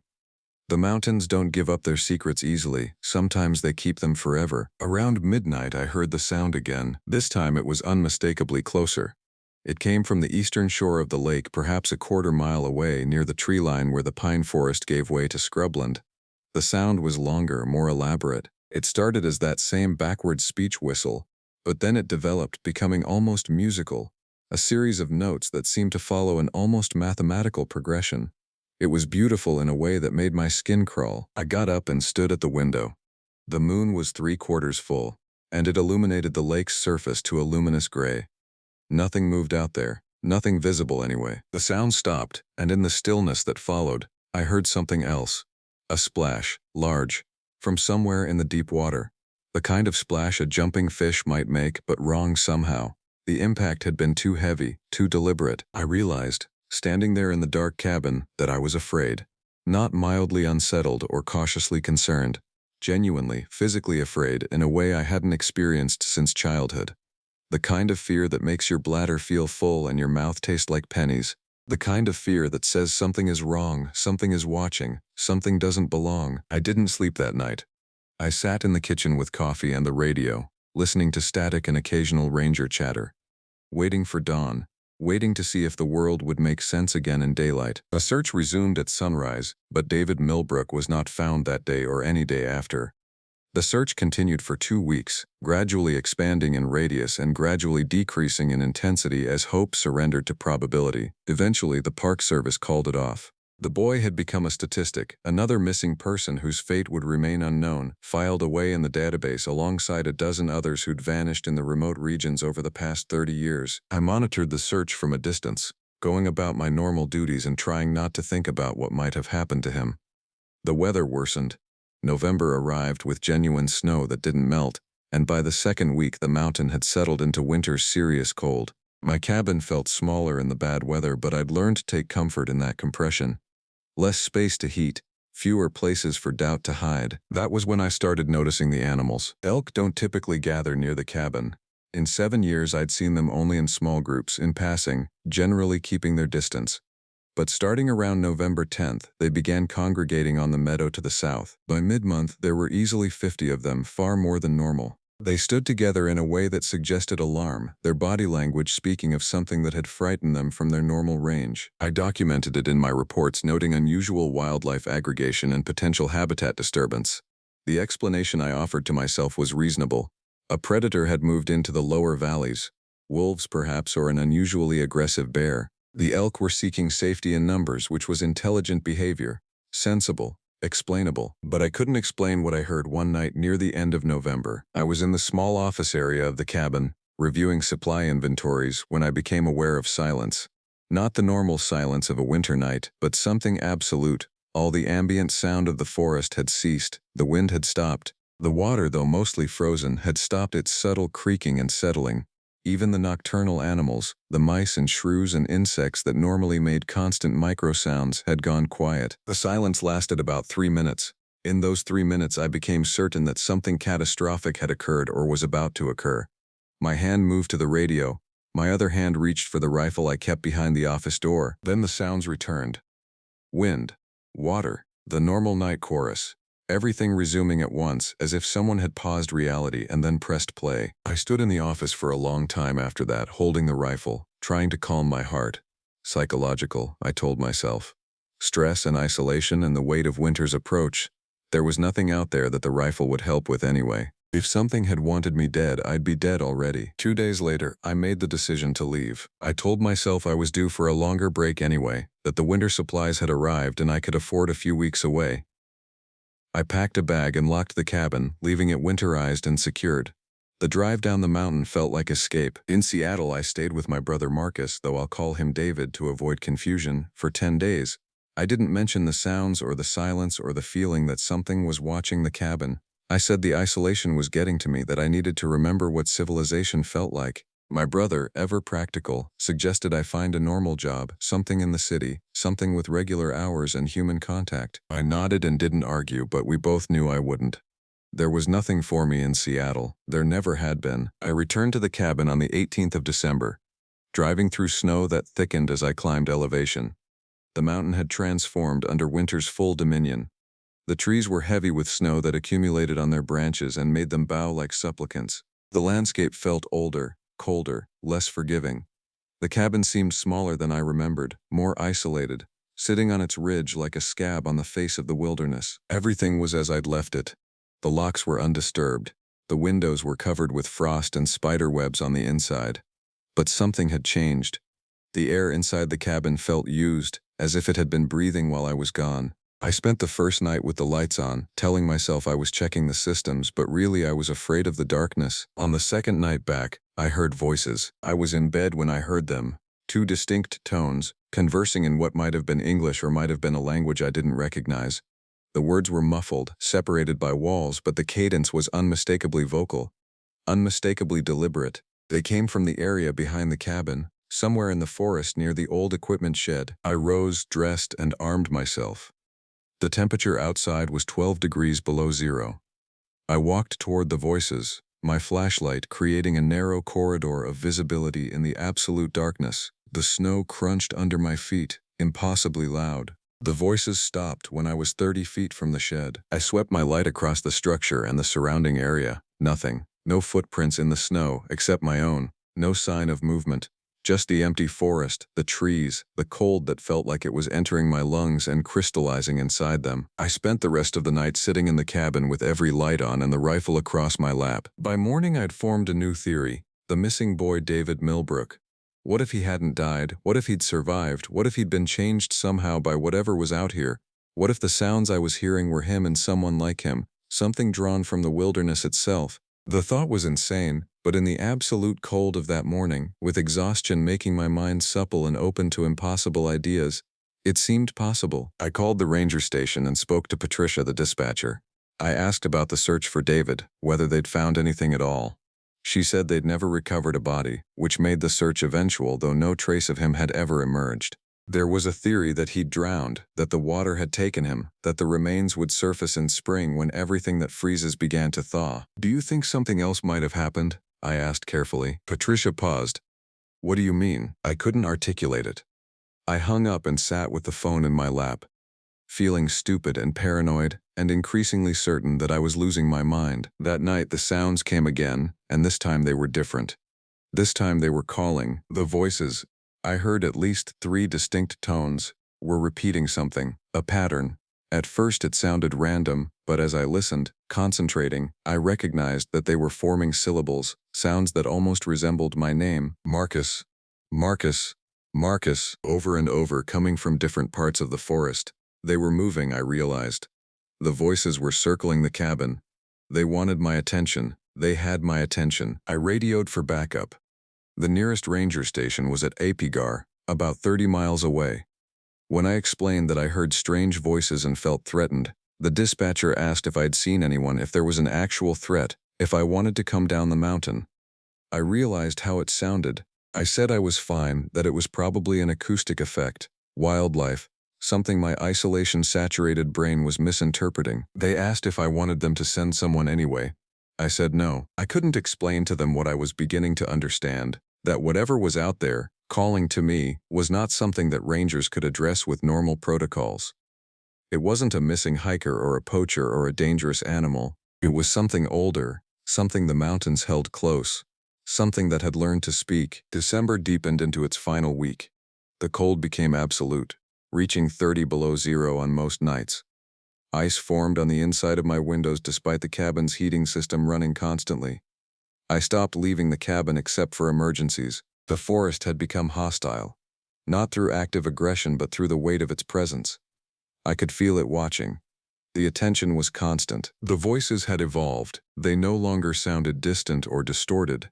They sounded like they were in the cabin with me, coming from the walls, from the floor, from the dark corners of the cellar that I no longer ventured into. Sometimes they sounded like people I knew, my ex-wife's voice, my brother's voice, my father's voice calling from memory. Other times they sounded like things that had never been human, sounds that seemed to originate from throats without tongues or mouths, a phonetic approximation of speech created by mechanisms that had no business producing language. I was eating less, sleeping in fragments, my mind developing the peculiar clarity that comes from exhaustion and fear. In that clarity, I began to understand things. The cabin's location wasn't random.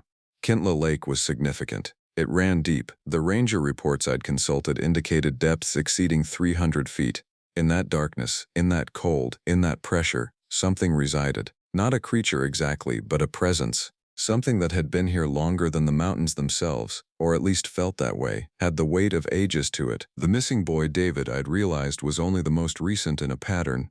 The ranger reports from the past 30 years contained 5 disappearances in this specific area, all young people, all solitary hikers, all vanished without leaving bodies, without leaving clear evidence of death. The search and rescue teams had noted strangeness about the sites, unusual animal behavior, disrupted weather patterns, a quality that made dogs refuse to track, that made searchers feel disoriented and unable to focus. This place consumed solitary young people. It had been doing so at irregular intervals for decades, perhaps longer. And somehow it had become aware of me. I should have left. Every rational thought in my mind screamed that I should pack the truck and never return. But leaving felt impossible. It felt like abandonment, like running from something that had already established a claim on me. And more terrifying than that was a different fear, the knowledge that leaving wouldn't matter. Once something had noticed you, once it had learned your voice and your name, distance became irrelevant. On December 21st, the winter solstice, the sounds changed completely. They stopped. The silence that descended was worse than the sounds had been. For 3 days, the forest was completely, absolutely quiet. No wind, even though the weather hadn't changed. No subtle creaks of settling snow or ice or freezing water. No animal movement, no scurrying or rustling. It was as if the entire ecosystem had been switched off. As if I existed in a bubble isolated from the rest of creation. I spent those 3 days in a state of high alert, waiting for something to break the silence, waiting for the sounds to resume, waiting for escalation. But nothing came. The silence persisted, a presence in itself. A pressure that seemed to be increasing gradually, like water pressure at depth. On the night of December 24th, on Christmas Eve, I heard a single sound. It came from the lake, from beneath the ice. A crack, but not a normal ice fracture. The sound of something large, something immensely heavy, moving beneath the surface. It lasted several seconds, this grinding, straining sound, and it was accompanied by subtle vibrations I felt through the cabin floor. Then, silence again. But something had changed. I knew it immediately. The pressure I'd been feeling had altered, shifted into a different configuration. Something had moved. Something vast had adjusted its position. The knowledge sat in my stomach like a swallowed stone. I spent Christmas Day alone, as I had for 7 years. I didn't decorate or acknowledge the occasion beyond opening a can of something festive for dinner. I watched the lake through the iced windows and understood that I was being studied. Every moment I spent in the cabin, every breath I took, every thought that passed through my mind, was being observed by something that existed in the water below. On Boxing Day, the first visitor arrived. I was watching from the window when I saw the figure emerge from the forest on the western shore of the lake. It was tall, impossibly tall, moving with a gait that seemed to negotiate terrain that should have been impossible to traverse. It wore what looked like rags, or perhaps its skin had simply deteriorated into something resembling cloth. As it moved across the ice toward my cabin, I became aware of a sound, that same backward speech whistle, but now it came from the figure itself, emanating from what might have been a throat. I grabbed the rifle and chambered around. The figure continued its approach, walking on the frozen lake with absolute certainty, as if the ice was solid stone beneath its feet. I could see its head now, see that its neck was too long, its proportions too wrong, its movement too fluid for anything that had ever been human. It stopped about 100 yards from my cabin. It stood on the ice and looked at me through my window. I couldn't see its eyes. There was only darkness where they should have been, a void that my mind refused to focus on. But I could feel its attention, could feel it perceiving me with a clarity that made the sensation of being watched seem quaint by comparison. The mouth, I realized it had a mouth now, though I hadn't seen it open, began to move. Sound came out, my voice. Not my current voice, but a recording perhaps from years ago. Words I'd spoken, sentences I'd forgotten. The figure was playing my voice back to me, was demonstrating what it had learned about how I sounded. I raised the rifle and fired. The bullet crossed the ice and struck the figure in the chest. There was a sound like breaking glass, and the figure collapsed in a way that things should not collapse, its limbs folding in directions that arms and legs don't bend. But it wasn't dead. It wasn't even wounded. The thing rose again, gathering itself from the ice with joints that seemed to multiply and reconfigure as it moved. It tilted its head at me, and I heard my own voice again, speaking. "Why did you do that?" I fired again, and again, emptying the rifle into the figure. Each shot produced that crystalline breaking sound. Each shot seemed to dismay it briefly, but none caused damage. It stood and reabsorbed the impact of my ammunition like it was absorbing information, learning the way my weapon worked, understanding my fear and my desperation through the act of being shot at. The figure turned and walked back toward the forest with that impossible gait. It moved across the ice with the same certainty, and when it reached the western shore, it didn't climb the bank. It simply walked into the forest and was gone, absorbed by shadow and pine and whatever darkness lived beneath the trees. I reloaded the rifle with trembling hands. I secured all the doors and windows. I waited for dawn, though it felt like an eternity away. The figure didn't return that night, but others did. Throughout December's final week and into the new year, the forest produced visitors. They came in various forms, though all of them seemed to have been assembled from something original, something human perhaps, but reconstructed according to principles I didn't understand. They wore the tattered remains of clothing. They moved with gaits that suggested bodies broken and poorly reassembled. They walked on the ice and stood looking at my cabin. They never approached after that first encounter. They simply stood at distance and observed. Sometimes they spoke in voices drawn from my own memory, words I'd spoken to ex-wife, conversations I'd had with supervisors, things I'd muttered aloud in solitude. The presence was learning me through my own language. It was building a file. It was understanding what I was so that it could determine what to do with me. On the 2nd of January, I made contact with the ranger station again. I reported structural damage to the cabin, failure of critical systems, and requested an immediate inspection. Patricia seemed concerned by the urgency in my voice, but when I tried to explain the phenomena I was experiencing, I couldn't articulate it in a way that made sense. Visible visitors, I found, could not be adequately described. Voices in the walls sounded like mental illness. The fear that permeated everything sounded like paranoia. I was told that a ranger would visit within the week, as soon as weather permitted. I wasn't sure I had a week. The glacier witness, I'd started calling the thing. The presence in the lake, the intelligence in the forest, the accumulation of centuries learning to mimic humanity, learning to speak, learning to want things. It had been calling. And I, isolated, alone, vulnerable, had been exactly the sort of prey it was designed to attract. The missing hikers, I understood now, hadn't been taken by accident. They'd been called. Something in this place spoke to the lonely, to people already somewhat disconnected from normal life, people who were seeking transcendence or meaning or death in the wilderness. The witness had learned to recognize that particular desperation in people's voices, in the way they moved, in the set of their shoulders as they walked toward whatever it wanted them to find. And I had recognized the call immediately, though I didn't understand that's what I was recognizing. 7 years of solitude, a marriage destroyed by my inability to connect, a fundamental alienation from human society that had led me to the mountains in the first place. I was exactly the sort of person the witness wanted. I had been hunting for something, and something had been hunting for me. On January 4th, the cabin caught fire. I was asleep when the smell woke me, the chemical stink of accelerant, of gasoline, mixed with the smell of burning wood. The flames had started in the eastern wall, where the old equipment storage met the living quarters. I grabbed what I could and ran, emerging into the 3 in the morning cold in nothing but the clothes I'd been sleeping in. The fire spread with unnatural speed, consuming the wooden structure in a way that suggested the flames had been waiting, hungry, for years. The propane tank would explode soon. The ammunition in my office would follow. I ran, not toward the tree line but toward the road, the 2-mile path that would take me away from the lake, away from the witness, away from everything I'd built in these 7 years. I made it perhaps a quarter mile before I stopped, breathing hard, my lungs burning with cold and exertion. Behind me, the cabin was a pillar of flame against the black mountain night.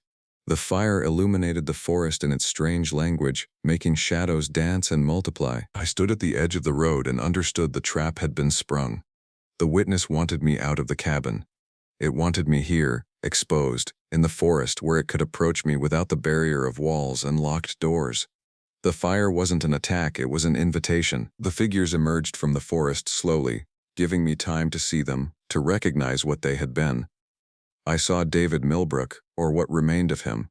His face distorted and reassembled, his movements jerky and wrong. I saw others, hikers from years past I presumed, people who had answered the witness's call and never returned. They stood arranged in a semicircle, blocking the road deeper into the woods. I heard my voice among theirs, realized that the witness had taken not just my words but my entire vocal pattern, my accent, my breathing, everything that made my voice mine. When the figures spoke, Sometimes it was in languages they might have known in life, but more often it was in my own voice, saying things I had said, singing songs with words pulled from my memory. I turned and ran back toward the lake. This was, I think, the final thing the witness had wanted to see. The moment when the prey, understanding its situation, stops running from the hunter and runs toward it instead. There was a mercy in that, I think, or at least a completion. I ran down the slope toward the frozen surface of Kintla Lake, where the ice cracked beneath my feet in patterns that might have been deliberately timed to my footfalls. I made it halfway across before the ice gave way completely. I fell into water so cold it stopped my heart, or nearly did. My lungs seized, my muscles locked. The water was black and bottomless, and in that darkness I felt the presence of something immense, something that had been waiting since the moment the witness first became aware of my arrival. An arm reached up from the depths. It was too long, its joints too numerous. It wrapped around my chest and pulled me down into the water, into the pressure, into the absolute cold of the place where it lived. I should have died. By every rational measure, I should have died within seconds. The human body cannot survive that temperature. The pressure at depth should have crushed my lungs, but I didn't die. The Park Service found my truck 2 days later, discovered my name on the fire report from Kintla Lake Station. They conducted a thorough search, found human remains in the burned cabin. Though the dental records and DNA never quite matched perfectly, the official report concluded that I had likely died in the fire, that my body had been partially cremated in the structure, that the remainder had been scattered by the wind or taken by scavengers. The search was called off after 2 weeks. I was declared dead in absentia. My property was inventoried and auctioned. My possessions returned to my brother in Seattle. A new ranger was assigned to Kintla Lake Station and took up residence in a replacement cabin built on the same foundation. All of this I know because I can perceive events at the surface, understand human activity in the limited way that consciousness translates information. The witness does not have eyes as humans understand eyes, but it perceives, it learns. It watches the sky and the shoreline and the forest rim with the accumulated attention of something that has been observing for geological time. I exist now in the deep water, in the darkness that has no reference to the sun or the seasons or the passage of normal time. My body has changed, is changing, adapted to the pressure and the cold and the presence of something that was never meant to be human. I can still think, still remember, still understand that I was once Marcus Webb, though that identity feels thinner each day, like watermark on parchment becoming illegible with time. The witness has shown me wonders and horrors in equal measure. It has shown me the Earth's memory, the deep time that moves beneath human history like a current beneath waves. It has shown me the pattern, the calling, the taking, the transformation of isolated humans into something capable of existing in this place. The new ranger at the station hears the sounds now. His name is Robert, and he's already started to recognize the patterns, the voices calling in his own speech, the feeling of being observed by something that knows his name before he speaks it. He thinks he's experiencing the same isolation psychosis I suffered. He doesn't yet understand that this is the beginning, not an anomaly. He hasn't yet realized that the mountains are deliberately calling to solitary people, learning them, studying them, deciding which ones have the potential to make the transition. I've tried to communicate with him, to warn him through the sounds and the ice and the spaces between the normal world and the one beneath. But I don't have language anymore, not really. What I have is understanding, a knowledge that exists at the level of pressure and cold and the deep hunger of something that has been alone for longer than human time can measure. The witness wants what I think all truly isolated things want. It wants to know that it is not alone. It wants to study humanity not from a distance but from the inside, wearing human knowledge like clothes, speaking human words with human throats, gradually building bridges between its consciousness and ours. Sometimes, from the depths of the lake, I hear other voices. The voices of David Milbrook and the others, speaking in tones that are becoming less human with each utterance. We are becoming something new, something that exists between human and not human. Something that serves the witness as an interface, a translator, a way of understanding the warm world above the ice. In spring, when the ice melts and the water warms slightly, the witness will send me to the surface. I will emerge from Kintla Lake wet and changed, and I will walk toward the new ranger's cabin. I will speak in a voice that sounds almost human, and I will say words that will make him want to follow me to the water. I will show him what I've learned, what it means to be transformed, what it means to be finally completely known by something that has been studying the deep places of the world since before mountains learned to stand. The ranger will resist at first. They always do. But the witness is patient. The witness has always been patient. It waited for me for 7 years before I understood what was calling. It will wait for Robert. It will wait for everyone who comes to the mountains alone, seeking escape, seeking transcendence, seeking the thing that humans are always seeking in remote places, proof that they matter to something larger than themselves. That proof exists in the depths of Kindla Lake. I am that proof, though proof of what I cannot fully articulate anymore. But when Robert sees me emerge from the water, when he hears the witness speaking through my remade throat, when he understands that he has been noticed, finally, truly noticed by something that has been waiting in the cold and the dark for longer than his species has been rational, then he will understand what I understand now. The glacier witness is not a monster. Monsters are human concepts, applied to things that fail to fit human patterns. The witness is something older, something that has learned to hunt in the mountains because the mountains are where the lonely come to heal, to die, to be reborn into something greater than themselves. And sometimes, on winter nights, when the wind moves across the frozen lake in just the right way, the new ranger can hear voices calling his name from the depths. He will try to ignore them. He will try to be rational. He will try to convince himself it's the wind, the ice, his own imagination amplified by solitude. But deep in his chest, in the place where most humans keep their hope, something else is awakening. The knowledge that he is being noticed, that his isolation has been recognized, that something has been waiting patiently in the cold water for exactly him, for his particular loneliness, for his specific need to matter to something vast and indifferent and eternal. The witness is patient. It has always been patient. And in a place like Glacier National Park, where the mountains touch the sky and the forests have stood for millions of years, patience is a luxury that time itself provides. The ice will break in spring, the water will warm, and the deep places will call again. I took the job at Glacier because I needed to disappear, not in the romantic way people talk about finding themselves in nature.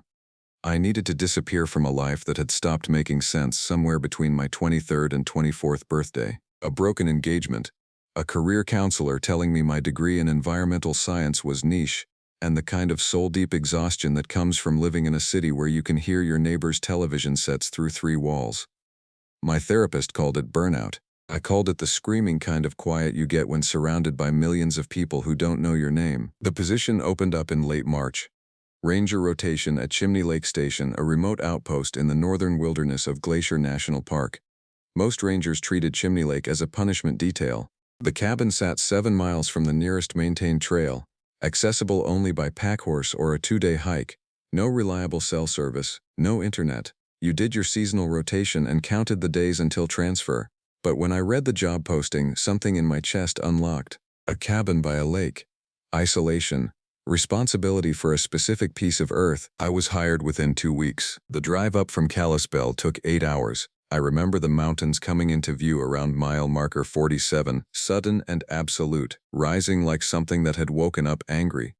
Glacier National Park in spring is not gentle. There's still snow in the high passes. The valleys run with snowmelt. Everything is soaked and raw and dangerous in ways that feel honest. My supervisor, a woman named Beverly who'd been at the park for 17 years, met me at the ranger station in West Glacier. She was smaller than I expected, maybe 55, with the kind of permanent squint that comes from 30 years of staring into mountain sun. "You understand what you're signing up for?" she asked, not looking at me, just pulling topographic maps from a filing cabinet. "Isolation," I said. "Responsibility for search and rescue coordination. Basic trail maintenance." Beverly pulled out the Chimney Lake sector map. "You're 6.8 miles from the main ridge trail. The lake has recreational access from the north side, but most hikers don't make it this far anymore. Too many incidents." The way she said it made me pause. What kind of incidents? Missing persons reports, usually resolved. Hikers who didn't file their itineraries, got turned around, wandered for 18 hours thinking they were dying. Once in a while, someone we never found. She tapped the map. "The lake is deep. Water stays near freezing. Could have drowned. Could have kept walking into the wilderness. Could have been any of 100 things." I remember asking how often once in a while was. Beverly didn't answer that. She just handed me the emergency protocols manual and told me my supply drop was scheduled for the 1st of June. The ride to the cabin took 2 days. I went with Marcus, a contract packer who'd been running pack trains up to remote stations since 1994. He was maybe 60, with hands like stone and a face weathered to the texture of old leather. We left at dawn, each horse carrying maybe 150 pounds of supplies. The trail went up through lodgepole pine and subalpine fir, switchbacking across slopes where you could see into valleys that looked primeval and untouched. Around mile 4 on the second day, Marcus stopped his horse. Just stopped. Stood there in the saddle, listening. "What?" I said. "Nothing," he said. Thought I heard something. Probably a mule deer, but he'd gone still the way animals go still, and we rode the next 2 miles in silence until we broke through the final tree line and Chimney Lake opened up below us. It was exactly like the satellite photos, but utterly wrong at the same time. The lake stretched maybe a quarter-mile long, the water so clear you could see the gravelly bottom dropping away, all steely blue-gray in the afternoon light. The cabin sat on the eastern shore, just a simple A-frame with a stone chimney, built sometime in the 1960s and maintained minimally ever since. Corral for the horses, a small shed, a propane tank, everything necessary, nothing comfortable. Marcus helped me unload the supplies. We didn't talk much. When he was leaving, just before he mounted his horse to head back down the mountain, he said one thing: "Don't walk the north end of the lake after dark." "Why?" I asked. "Because it's a thing rangers know," he said. And that was all. I watched him disappear into the tree line, the sound of the horses fading into wind sound and water sound. Then it was just me and 2 weeks of silence before the supply rotation came back. I spent the first 3 days organizing the cabin, testing the radio, reviewing the ranger protocols until I'd memorized the emergency frequencies. The cabin was exactly what I'd hoped: small, functional, with a wood stove and a bed and shelves of books left by previous rangers. There was a window that looked out onto the lake, and I found myself standing at it for hours in the evening, watching the light change on the water. On the 4th day, I hiked to the north end of the lake where I'd been told not to go after dark. The protocol said to check the trail markers and look for signs of recent use. The north shore had been carved out by ancient glaciers, left mostly open with gravel beaches and a few stands of alpine larch. There were trail markers, yes, and some boot prints that looked fresh. Nothing wrong, nothing that explained why Marcus had said what he'd said, but the prints were odd. They came from the forest on the west side, ran along the beach for about 50 yards, then just stopped. Didn't go back, didn't continue east. They ended in the middle of gravel that showed no signs of departure, as if whoever had made them had simply evaporated. I told myself it was probably nothing. A hiker who doubled back. Shadows on gravel that my mind had interpreted as footprints. That night, I heard something outside the cabin around 2 a.m. A sound like branches breaking, far off in the woods to the north. I told myself it was a mule deer, a moose. Black bears were returning to the park as the weather warmed. Something natural, something with a name and a reason. I was halfway asleep, or maybe still dreaming, when I heard it clearly. A voice, not words, just sound. A human voice calling from the forest, distant and mournful, like someone crying out across water. I sat up, heart hammering, looked out the window. There was a moon, a waning crescent, and by its light I could see the lake surface, silvered and still. The sound came again, closer. It almost sounded like someone saying my name. I got out of bed and checked the door lock, checked the windows. Then I sat on the edge of the mattress and told myself that sound carries strangely in mountains, that wind through trees can form shapes that almost match human speech, that I was alone in a remote place and my mind was already doing what minds do in isolation, filling silence with meaning. By dawn, I'd convinced myself it was a dream, but when I walked the perimeter of the cabin in the morning, I found something that made the conviction harder to maintain. There were marks on the ground around the western wall. Not footprints exactly, more like something had been walking in a circle around the cabin, staying back from the wall by maybe 3 feet. The ground was disturbed in a way that suggested repeated passes, as if something had walked the same path over and over in the hours before dawn. I took photographs with my ranger-issued camera, documented the marks, added a note to the daily log.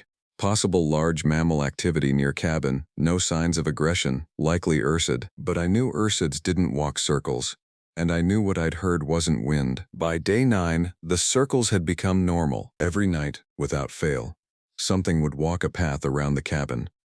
Sometimes it stayed 3 feet from the wall. Sometimes it came closer, and I'd hear it moving through the scree and pine needles with something that sounded like deliberate slowness. The sounds got louder as the nights went on. A kind of dragging, deliberate rhythm, as if whatever was moving had made a decision to stop trying to be quiet, and the voice kept calling. It was clearer now, more distinct. It sounded like a man, maybe middle-aged, calling from different points around the lake.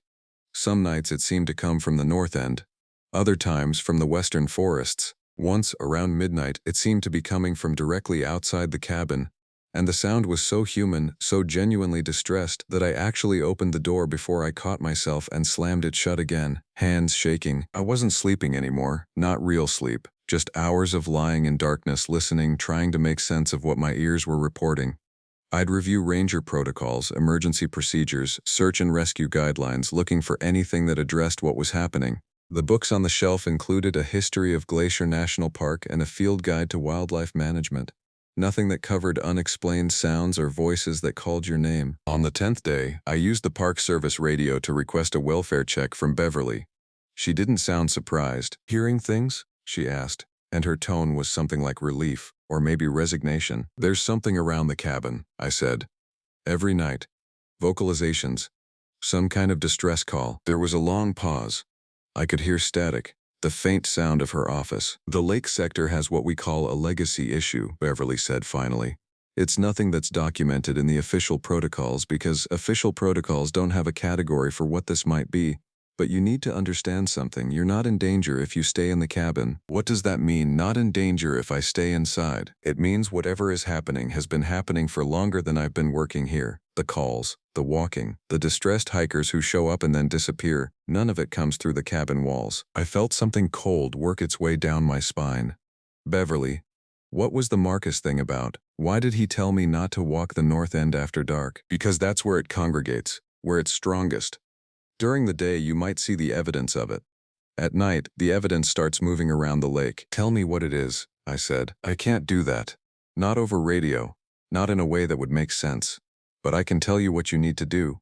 Stay in the cabin at night. Don't go to the north end under any circumstances, day or night. Keep the radio on, and if you hear something that sounds like it needs help, ignore it. That's the most important one. Ignore it no matter how much it sounds like a person in danger." After she signed off, I sat there staring at the radio like it might explain things. That night, the circles got tighter. Whatever was moving around the cabin came within 2 feet of the wall. I could hear breathing, a sound like something large moving with intentional slowness. The voice came in waves, sometimes clearly a man's voice, sometimes deeper, sometimes with sounds underneath it that weren't human. They're asking for help, they're calling a name, they're describing what they're feeling. Around 3 a.m., the voice changed. It started describing itself. The things it could do, the way the meat of a human body has a specific heat signature. The difference between the sound a person makes when they're surprised versus when they're starting to understand they're in actual danger.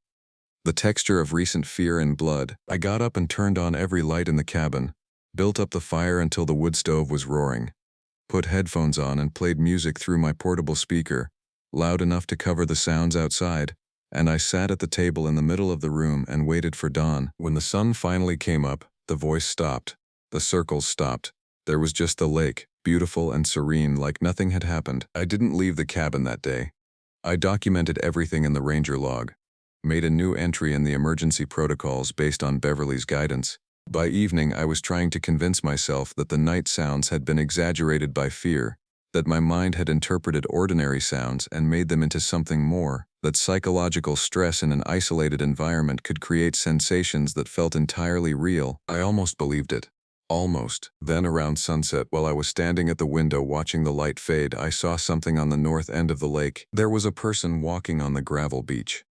A man, maybe 40, wearing what looked like a Park Service uniform from the 1990s.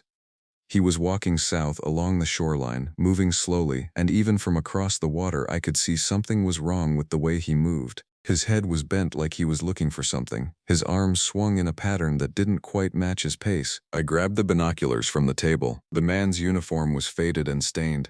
His face was pale but also dark, like the skin had pooled unevenly with blood. But the thing that made me put down the binoculars and back away from the window was his eyes. They were too large. They caught the dying sunlight and threw it back in a color that wasn't reflection. He stopped walking, turned, looked directly at my cabin across the water, and he smiled. It was impossibly wide. The kind of smile that requires the face to do things human faces aren't designed to do. I slammed the window shut, drew all the curtains, built up the fire again and tried not to think about what I'd seen. That man wasn't real. He was a construct of fear and isolation, a dream bleed into waking, a hallucination born from 7 consecutive nights of sounds I couldn't explain. But I knew he was real.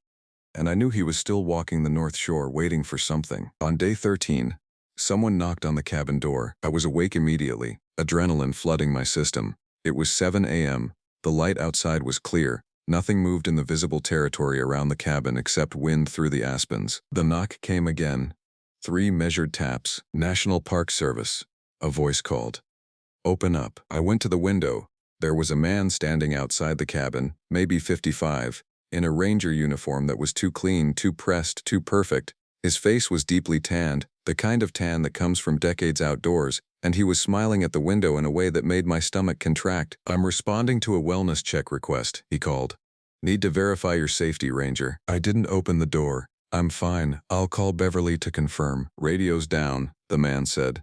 Storm took out the relay last night. Happens sometimes up here. I'm from the North Fork station. They sent me over on horseback.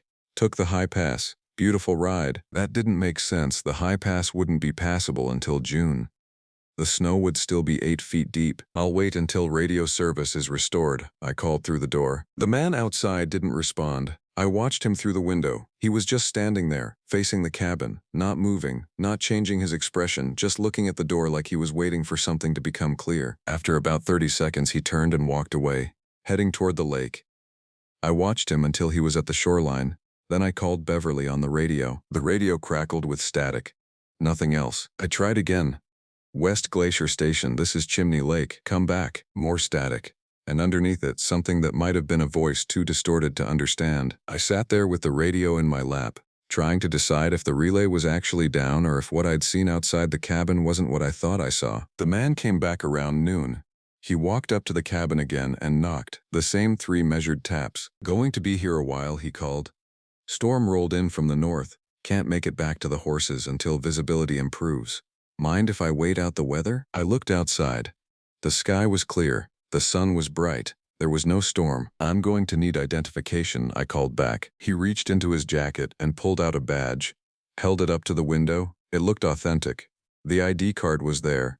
His name was Marcus Holloway, North Fork District. My mind stuttered. Marcus was the packer who'd brought me up here. Marcus didn't work out of North Fork. Marcus packed horses, not desk work. I need you to go away, I said quietly to the door. Tell you what, the thing outside said, and its voice had changed, dropped into a register that no human throat should make. Why don't you think of me as a friend? Someone who wants to understand what you're doing here, why you came to Chimney Lake and decided to stay. I want you to leave, I said. Do you, though? The voice was almost gentle now. Because from where I'm standing, you've been waiting for something.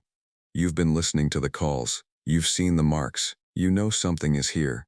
Maybe you came here because you were hoping something was here, hoping something would find you, that someone else would understand what it's like to be so alone that the edges of your thoughts start to separate from your skull. I was breathing fast, too fast. You don't have to be afraid, it continued. I've been watching you come apart for 2 weeks. It's almost beautiful the way your mind is working, the way you're questioning what you see, the way you're so close to understanding that the biggest danger in isolation isn't outside, it's inside. It's you. Go away, I said, and I wasn't sure if I was talking to it or to myself. Open the door, it said. Just open it. Let me come in out of this weather you can't see because your eyes aren't ready for the real conditions here. And we'll talk about why you came to Chimney Lake, about what you were running from, about the engagement that fell apart and the apartment that felt like a coffin, and the city that was crushing you under the weight of other people's lives. I was crying now, I realized. Standing in the cabin, listening to something that could read my memories, describe my failures, translate my loneliness into its voice. Just open the door, it said again, and I reached for it. My hand was on the lock when something broke inside me, some small thing that was still sane, and I stepped back. I pulled my hand away like the door was electrified. No, I said. The thing outside went quiet. After maybe 5 minutes of silence, I heard the sound of hooves on stone. I looked out the window. The man in the ranger uniform was walking toward the lake, leading 2 horses that hadn't been there before. He reached the shoreline, walked into the water with the horses, and kept walking until the water was up to his chest. Then he just kept going deeper. The horses turned and galloped out, running along the beach in panic, but the man never looked back. He just descended into the water like it was something he'd been meaning to do all along. There was no splash when he went under. I sat in the cabin with all the lights on and tried to remember that I wasn't losing my mind, that what I'd seen was real, that the thing in the man's form had been speaking truth about my isolation, which meant it understood me in a way that something without intelligence couldn't, which meant it was smart, which meant I was dealing with something far more dangerous than a creature that only prowled at night. By day 16, I'd accepted that the radio was down for real and I wasn't getting out. The supply rotation wasn't due for 2 more weeks. Beverly wouldn't send anyone up here after what happened if she even realized something had happened. I was effectively imprisoned in a cabin on a remote lake with something that was wearing the shapes of people I'd heard about and was slowly, methodically finding the cracks in my sanity. The thing had stopped trying to get me to open the door. Instead, it was doing something worse. It was learning my schedule and manifesting in the periphery of it. I'd be making coffee in the morning and see movement through the window, something with a human shape moving along the tree line. I'd be looking at the topographic map on the table and hear my name whispered from outside. I'd be lying in bed and hear footsteps in the loft space above me, slow and patient, as if something was learning the geometry of the cabin by sound. And the voices had changed. Now there were multiple voices, men and women, accents from different parts of the country. They spoke from different times of day, different locations around the lake, and they all said similar things. They described their last moments. They described the sequence of events that had led them into the water, or into the forest, or into the slow understanding that they were no longer in a place where other humans existed. One voice described being a hiker in 1984 who'd gotten separated from his group at the north end. He'd wandered for hours. The last thing he could remember clearly was the cold and the sound of water below him, and then a gap, and then knowing he was in the water but knowing he was still walking, and the walking went deeper than the water went down. Another voice was a woman who'd worked at a ranger station in the 1970s.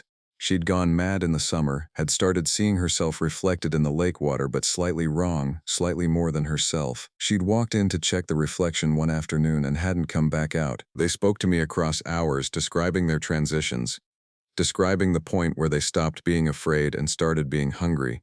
The point where human thoughts stopped being comprehensible and different kinds of thinking started to feel natural. I understood what they were trying to do.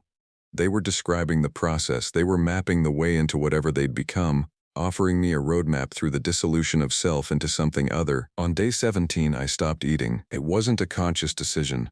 Food stopped making sense. The mechanics of putting something in my mouth, chewing, swallowing, feeling it settle in my stomach seemed suddenly obscene, a violation of something I was in the process of becoming. I drank water. That was different. Water felt like part of the transition. I could feel it running through me, changing me, making me more liquid, more permeable to the sound of the lake outside. I spent a lot of time at the window, watching. I'd see things in the water, shapes moving under the surface, things that moved with too many joints, things that thought in geometries different from the ones humans understood. When the sun was low and the water turned silvery, I could see them clearly, dozens of them, maybe hundreds, moving in patterns that almost made sense if I looked at them the right way. The thing that had come to the door as the ranger came to my window on day 17. It looked like Marcus now, the packer, his face arranged into an expression of genuine concern. "You're fading," it said. "You're close now. Another day or 2, maybe 3. But you need to understand something. The ones in the water can't leave the water. They're bound there. They're caught at the point of transition. But you're still at the cabin. You still have mobility. You still have choices." What choices? My voice was hoarse. I hadn't spoken in days. "Come to the north end," it said. "Walk into the water deliberately. You won't be caught like the others. You'll be different. You'll keep moving. You'll move through this whole place, all the mountains, all the wilderness, for as long as the wilderness exists. That's better than being bound to a single lake. That's better than the dissolution of the ones who fell in by accident." I thought about that. I thought about the dissolution, the dissolving of the I that was me into something distributed across Glacier National Park, something that could walk through the mountains and the valleys and exist in the spaces between self and other. "They're telling you wrong," a voice said from the kitchen. I turned. There was a woman standing in the cabin with me. She was maybe 60, maybe younger, hard to tell. She looked like she might have been a ranger once. She looked like she was falling apart at the edges, like the thing that had made her cohere was slowly coming undone. "I'm here to tell you no," she said. "I came after the others to tell you no. That's what I can do now." I can see you through the dissolution, and I can tell you no, it's not better, it's not freedom. It's a kind of imprisonment where the prison has no walls, and therefore no doors, and therefore no way out. Who are you? I asked. I'm the one who started this, she said. 47 years ago. I came here as a ranger like you. I came for the same reason. I was running from a life that felt like drowning, and the thing that's here, it understood that. It understood that I was already drowning, and it offered me a different kind of drowning, and I said yes. And now I'm spread so thin across the wilderness that I can barely think my own thoughts. But I can still warn you. The thing at the window screamed, a sound that seemed to come from outside the normal spectrum of sound, a sound that made the glass rattle in its frame. She's not real, it screamed. She's a hallucination. You're having psychological collapse. You're finally getting to the point where you understand that nothing you're experiencing is reliable, nothing you can believe in can be trusted. Maybe I am a hallucination, the woman said calmly. But the warning is real. Don't go to the water. Stay in the cabin. Stay until help comes. There's a ranger who will come. There's always a ranger who comes. When? I asked. Soon, she said. Maybe tomorrow. Maybe the day after. Maybe the day after that. But someone will come who isn't this. Someone alive. Someone real. And when they come, you need to have survived up until then. The woman started to fade. I could see through her now, see the kitchen wall beyond her. How? I asked. How do I survive this? You stop listening, she said. You accept that you don't understand what you're hearing. You accept that your sanity might be lying to you. And you hold on to the thinnest thread of the thing you were before you came here. She dissolved completely. The thing at the window was gone too. And for the first time in days, the space around the cabin was quiet. I sat in the middle of the floor and held on to my own name. I said it out loud, over and over. The name my parents gave me. The name that had felt wrong since I was a teenager and had felt wrong the whole time I'd been here. But it was a name. It was a thread. I held that thread. I don't remember the next 2 days clearly. I know it rained. I know I stayed inside. I know the sounds came back, but I refused to listen to them. I covered my ears. I sang the same 3 songs over and over until they wore grooves into my consciousness, and there was no room for other sounds. I focused on the calendar on the wall. I counted down the days until the supply rotation. On day 19, at maybe 3 in the afternoon, I heard horses outside. I didn't move. I'd heard sounds like horses before. There was a knock on the door. 3 taps, measured and clear. It's Beverly, a voice called. I listened to her voice for maybe 2 minutes, trying to determine if it was real or if this was just a new configuration of the thing that lived here. Her voice had details I didn't remember her voice having. The slight catch when she said her own name, like she was confirming it to herself. The way she breathed before speaking. I opened the door. It was Beverly. She was soaked in rain, standing on the cabin porch, and her face showed the kind of concern that only comes from actual human fear. Jesus, she said. Jesus, kid, what happened? I tried to explain as she helped me into the rain and toward the horses, but the words kept coming apart. I'd been in the cabin too long. My relationship with language was fractured. Every sentence felt like I was trying to translate from something that wasn't human speech into English, and the translation was lossy. Information was disappearing in the process. We'll get you down the mountain, Beverly said firmly. We'll get you to a hospital. We'll get you all the way to real people. As we were heading toward the horses, I looked back at the cabin. The window that faced the lake was open. I could see something moving inside. Something with shape that wasn't human, that was made of the kind of substance that doesn't have a name because it doesn't exist in normal reality. Don't look, Beverly said, pulling my arm. Don't think about it. Just walk toward the horses. I turned and we walked. The rain was real.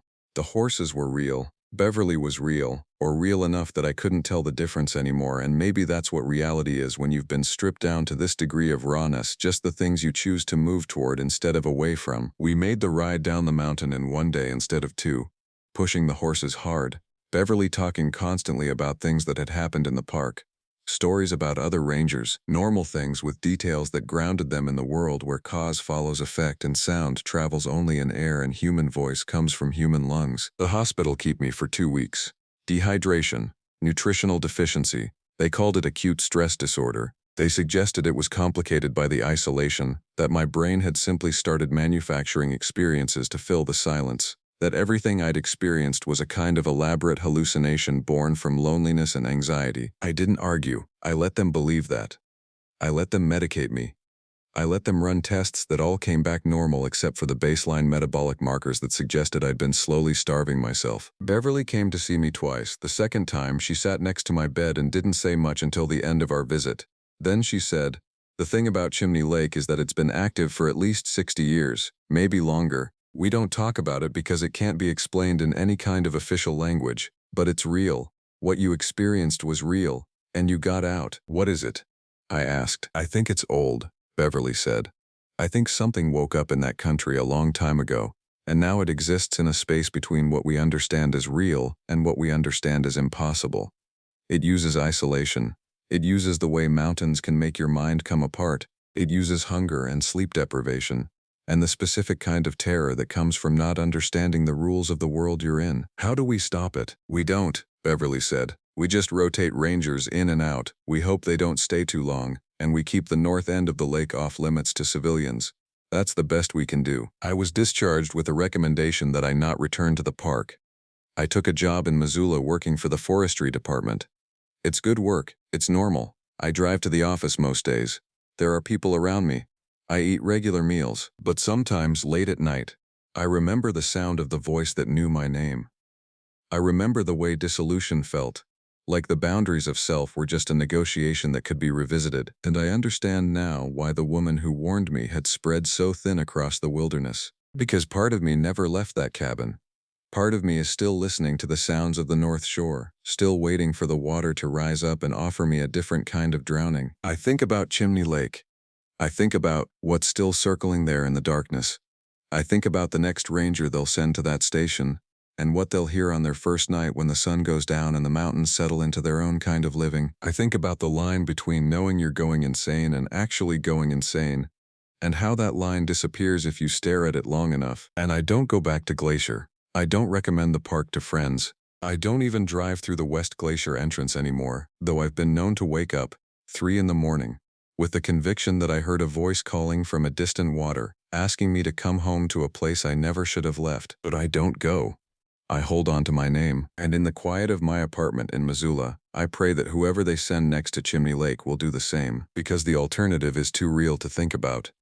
The alternative is still waiting in the water, still walking circles around an empty cabin, still learning to call in voices that sound exactly like people who are already lost. The alternative is the dissolution, and once you understand that dissolution is possible, once you feel how easy it would be, you never quite come all the way back.